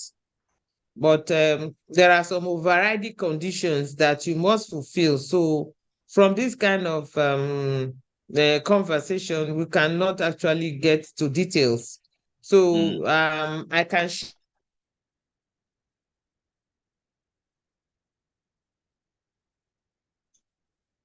specifically on how and whether you are qualified for those tax incentives that are available so that you can exploit them. That is for the area.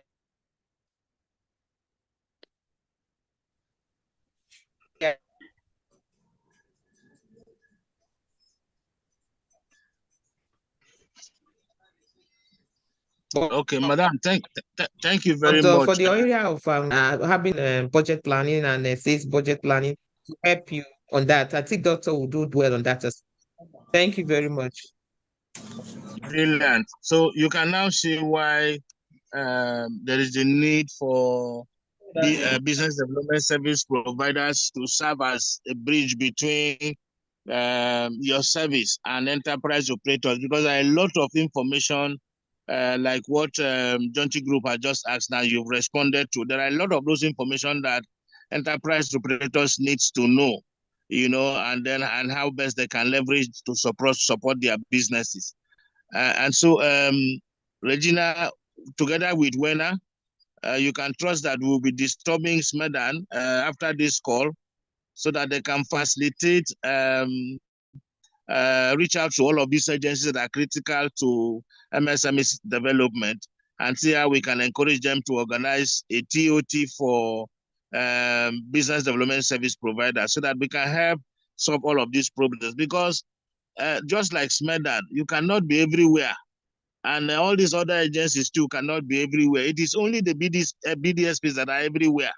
So there's a need for us to help build their capacities so that they can provide these services seamlessly to enterprise operators. But Regina, is that taking WenA? Absolutely, it's taking. I'm even going to send a message to WenA now. Okay. Yes, so at our own end, harmonization. we have noted all this down and would communicate, we'll do a proper communique on that, work with SMEDAN as well as the moderator to see how we can drive this further to become a reality. Brilliant. So my wish will be that by next year at about this time when we are converging to celebrate Global Entrepreneurship Week, we should be reporting on key performance indicators, such as we have been able to, on our leveraging this engagement, supported X number of MSMEs to scale X number of inhibitions. We have been able to, and those MSMEs have been able to create X jobs, number of jobs. We have been able to facilitate access to finance valued as so much. Those are the kind of things I wish that we can report next year when we are meeting again. I don't know if that makes sense. A lot of sense, sir. Brilliant. So, as Bamidele, I saw your hand up. You have the floor if you can hear us.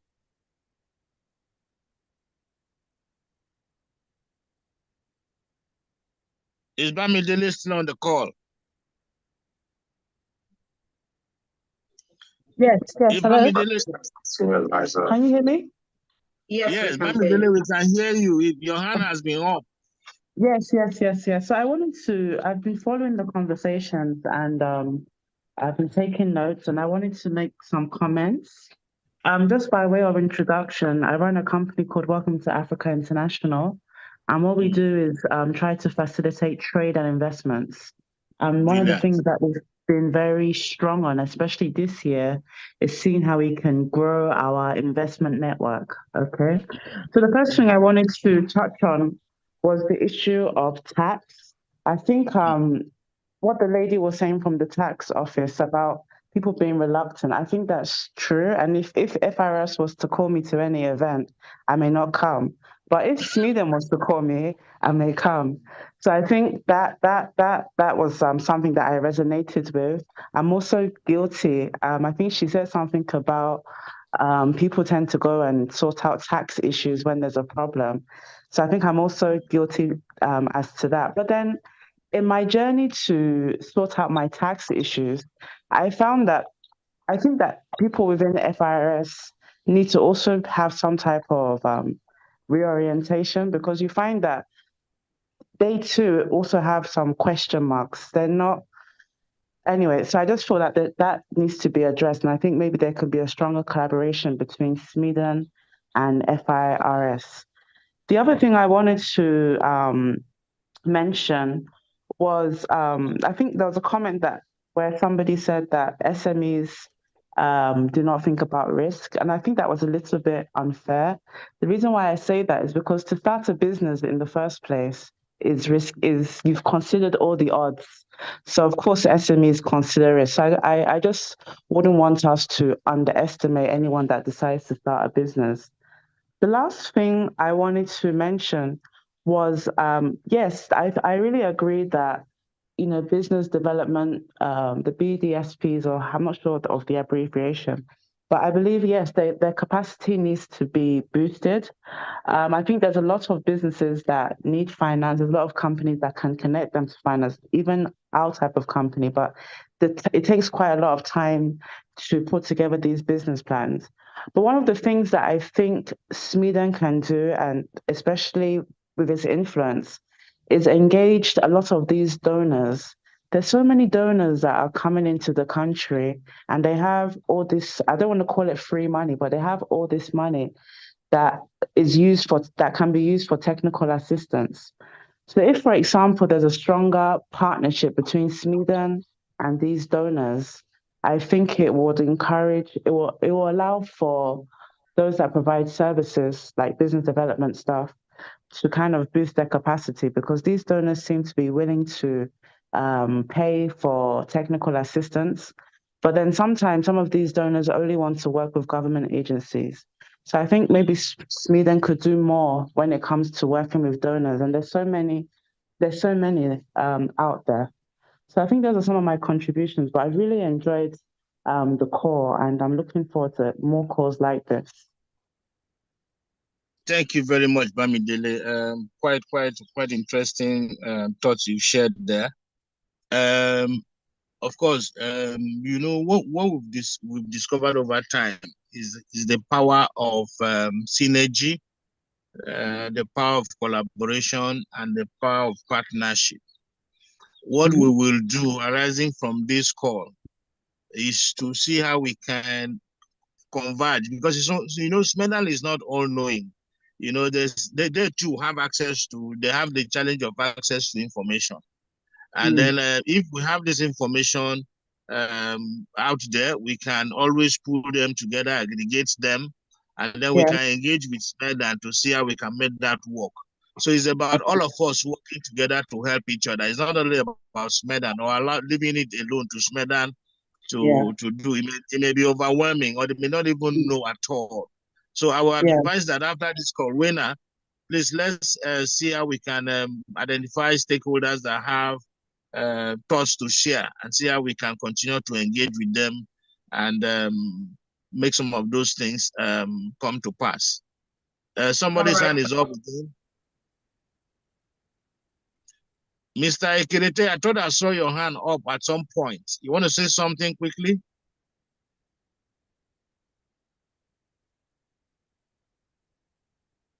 Yeah. Hello.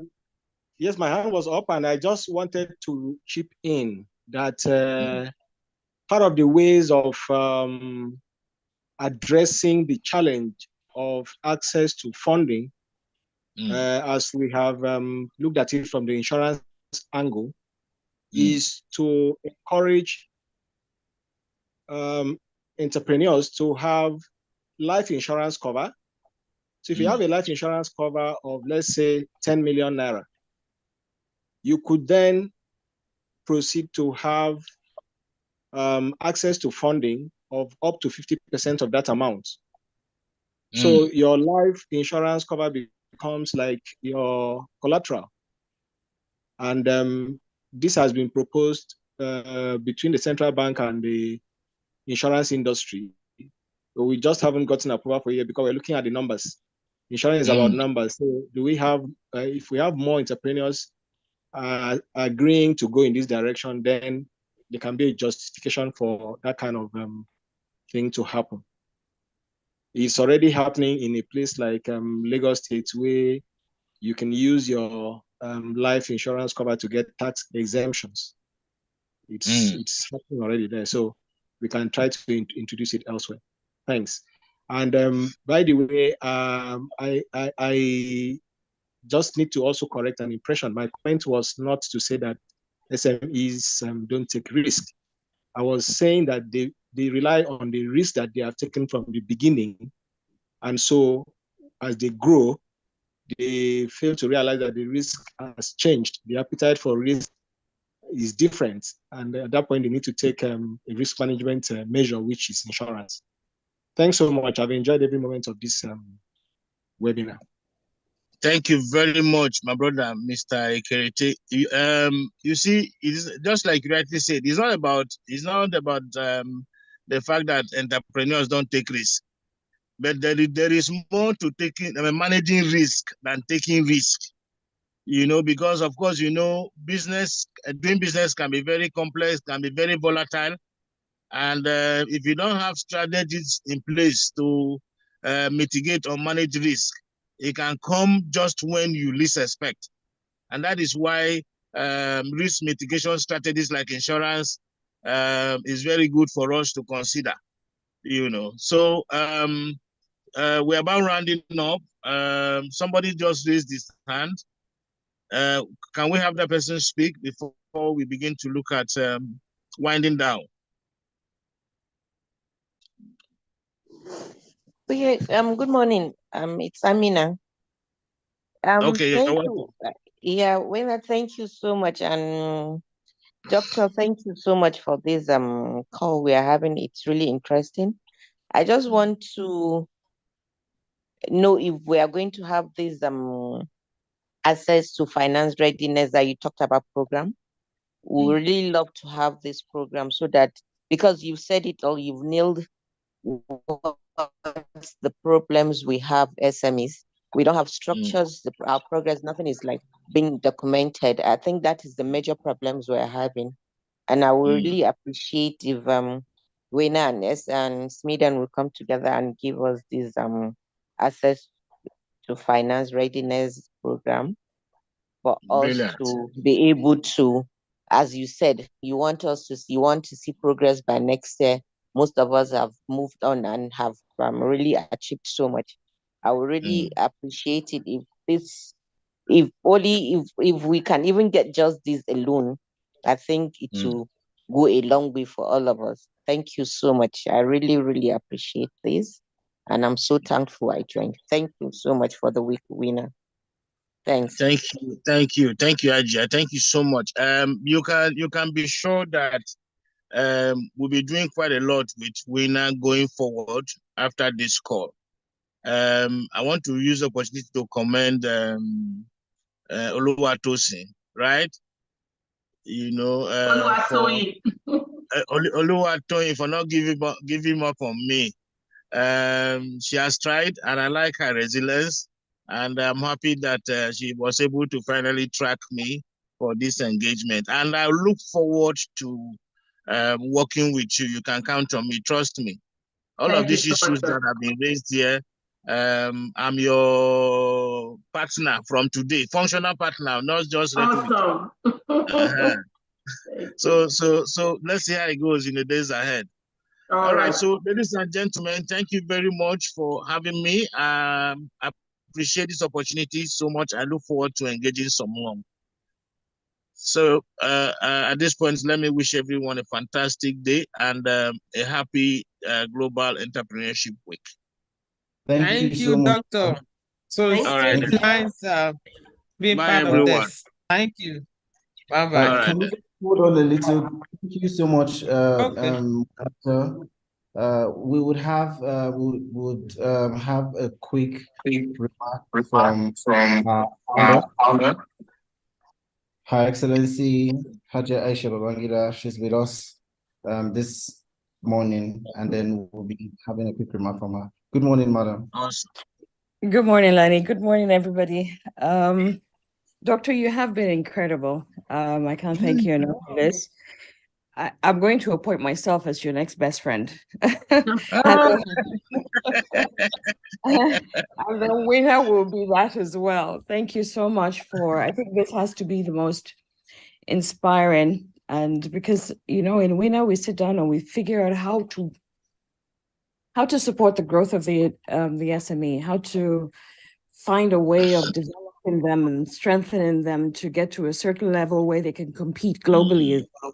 Because we do have the capacity, we do have the resources, we do have everything to keep them going as well. So we keep on thinking of how we can do this, with whom we can do it with. And that is also one of the reasons why WenA is an accredited BDSP with Smedan. So for all the agencies here that participated as well, thank you so much.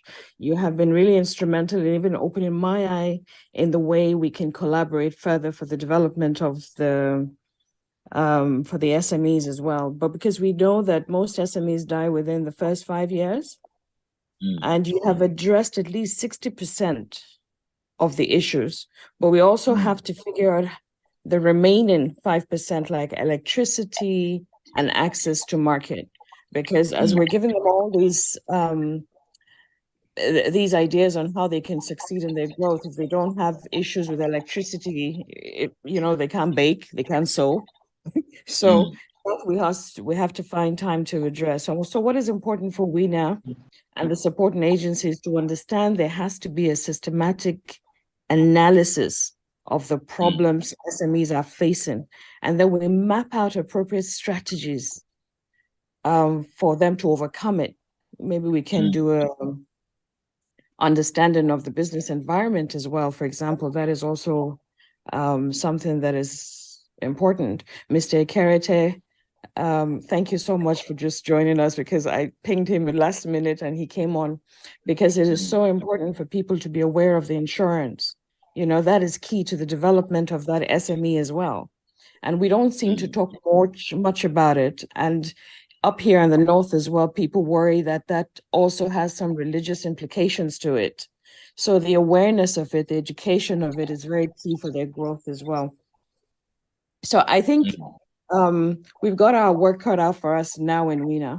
We have to systematically carry this and drive this and bring in all the agencies together. And I have hope now, listening to your engagement, and I hope the SMEs were also listening. So I have hope that we'll be able to help them with your collaboration in a different way that would ensure their success. So thank you so much for this. And as I said, I'm your best friend. So I'm on phone with you 24/7 if you don't mind.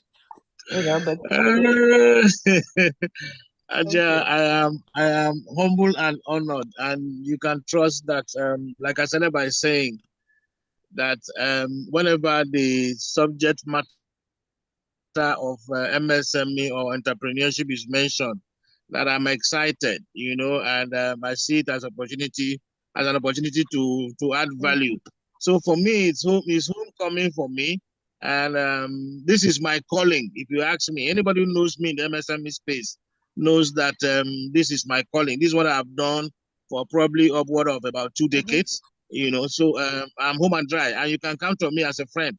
Let's because we need each other to make a difference. So I'm readily available to go the whole hog with you if you don't mind. No, I don't mind. Certainly not. If it means helping the SMEs and helping the country grow, oh, for sure. Awesome. Yeah, thank you so much. And then the lady that addressed the issue of the access to finance, I think we've been thinking about how to create what we call the WenA Access to Finance Readiness Program. So when you brought it up, signals were just coming up. So yes, I think we'll develop that as well and then spread it out. So thank you so much. Thank you. All right. So it may interest you to know that for everything that I've mentioned, we have actually developed frameworks. Okay. So we'll just look at what we have and we run with it. All right. Perfect. Thank you so much. Thank you. Thank you, All everyone. right. So my pleasure. So you do have a fantastic everyone, and Oluwatoyin, I look forward to speaking with you and Aja, shortly after this. So we will engage, sir. All right then. Bye, everyone. Bye, everyone. Bye. Thank you. Thank you, everyone, for coming. It was indeed a beautiful time. Do have a great weekend and take care of yourself. Thank you. Bye. Bye. Thank you, WenA. Thank you very much. Bye. Bye. Into your feminine power is not exclusively reliant on this dynamic. That power is already within you. So I used to work 1 week on, 1 week off, and I did that for 2 years before I finally left my job, my 9-to-5 job, to pursue my career in 2016 full-time. Prior to that, while I was still working, I was selling skincare products, because already people used to ask me, what do you use for your skin? I went on doing my research, products that were good for people, and I started selling those products. Then my husband now advised me, these spices that you are doing, instead of you doing zobo, and people will be doing salamu alaikum, I need zobo, 100 naira. this 100 naira. Please, go for spices business. But after my youth service, I got back to Zaria, and before then I started thinking, what can I do? But for me, it was, how can they bridge the gap? Because back then in Zaria, in Kaduna, tomatoes go as low as 400 naira. Then when you get to Oka, Anambra State, then in school, it's very, the prices is something else. So of course, as a young girl, I didn't know what to do, but I feel something has to be done. How can they bridge the gap? So after my youth service in 2016, there's a place in Zaria, they call it Kaswan Tomato. So I just bought a basket.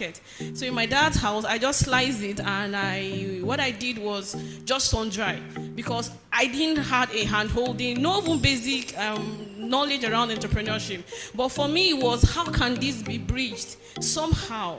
So I did that. My dad was upset with me that very evening, I won't forget, and he was like, what's wrong with you? Why you littered my compound with tomatoes? I said, no, this is what I want to do. I think the important thing that I'm coming away with is the need to hand-hold SMEs, to do a bit more of hand-holding, to do a bit more of mentoring, to provide mentoring and hand-holding opportunities for SMEs to thrive. So here's what we've decided to do. In 2023, we're hosting the first ever Made in Africa fair in Canada. And we'll be working with WenA to prepare their members, those who are with them, to meet standards, to see where they can strike deals, where they can begin to expand their businesses. So we'll work with them closely starting January 2023 on the different sectors where they have members, so that we can have those who would be able to get into the Canadian market, not just sell like they've gone to do some fair, but are able to establish links for sustainable business. I think that's one of the things we'll do. So that gives us the opportunity to properly handhold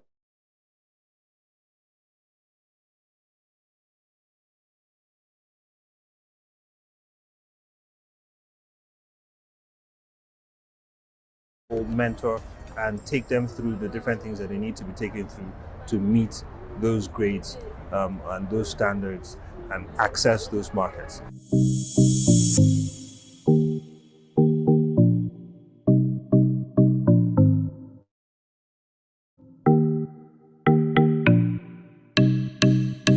So I like to say that the reason why you have to also look at your mental fitness, and a lot of people don't look at this, it's a very important conversation.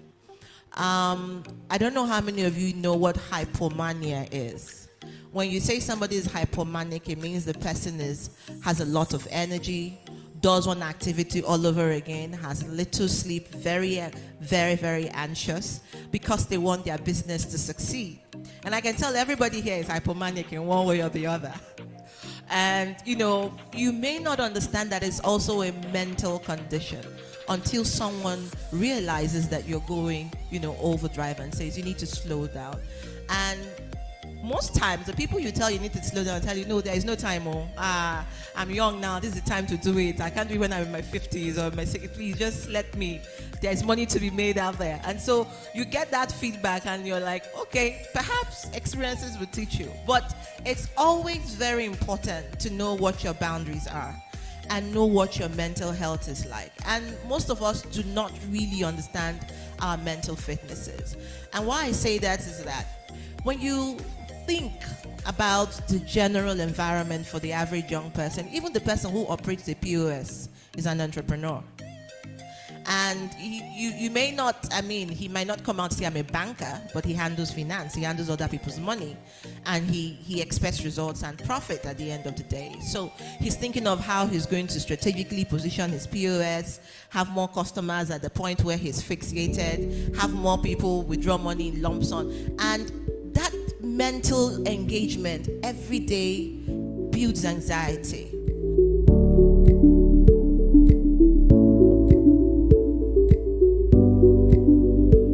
This grant that you are saying is mainly agro-processing. There's a department in my agency that is called Agro-Business Development Department. What they do is they develop small businesses, agro-processing. If you come to my department, I will not even everyone that is here, I will make sure that I link you up with the appropriate unit for you to do the necessary things that is needed. That is for That deserves a round of applause.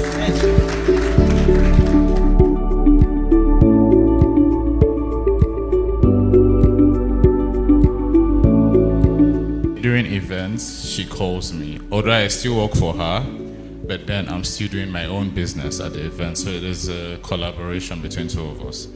And then in 2016, I went back to England to do my ACCA.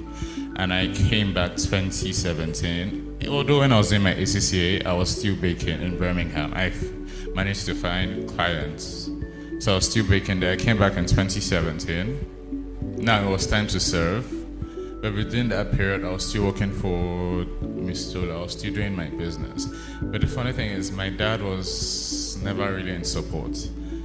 If I had a wedding cake to do, he would say, when you go out, if they call who bakes the cake, don't go out. Oh, you're an accountant. This one is just it's just a hobby. Tell people you're a hobby. His friends will come. They'll be like, oh no, this is just a hobby he's doing. It's not really this. And his friends were like, but he seems to be comfortable. He seems to be making money. Why don't you just let him? He was like, no, what does he know? The same experience with your dad. Like, he just couldn't understand why a chartered accountant would be comfortable baking. It was that bad that I was going through a very depressing moment in my life.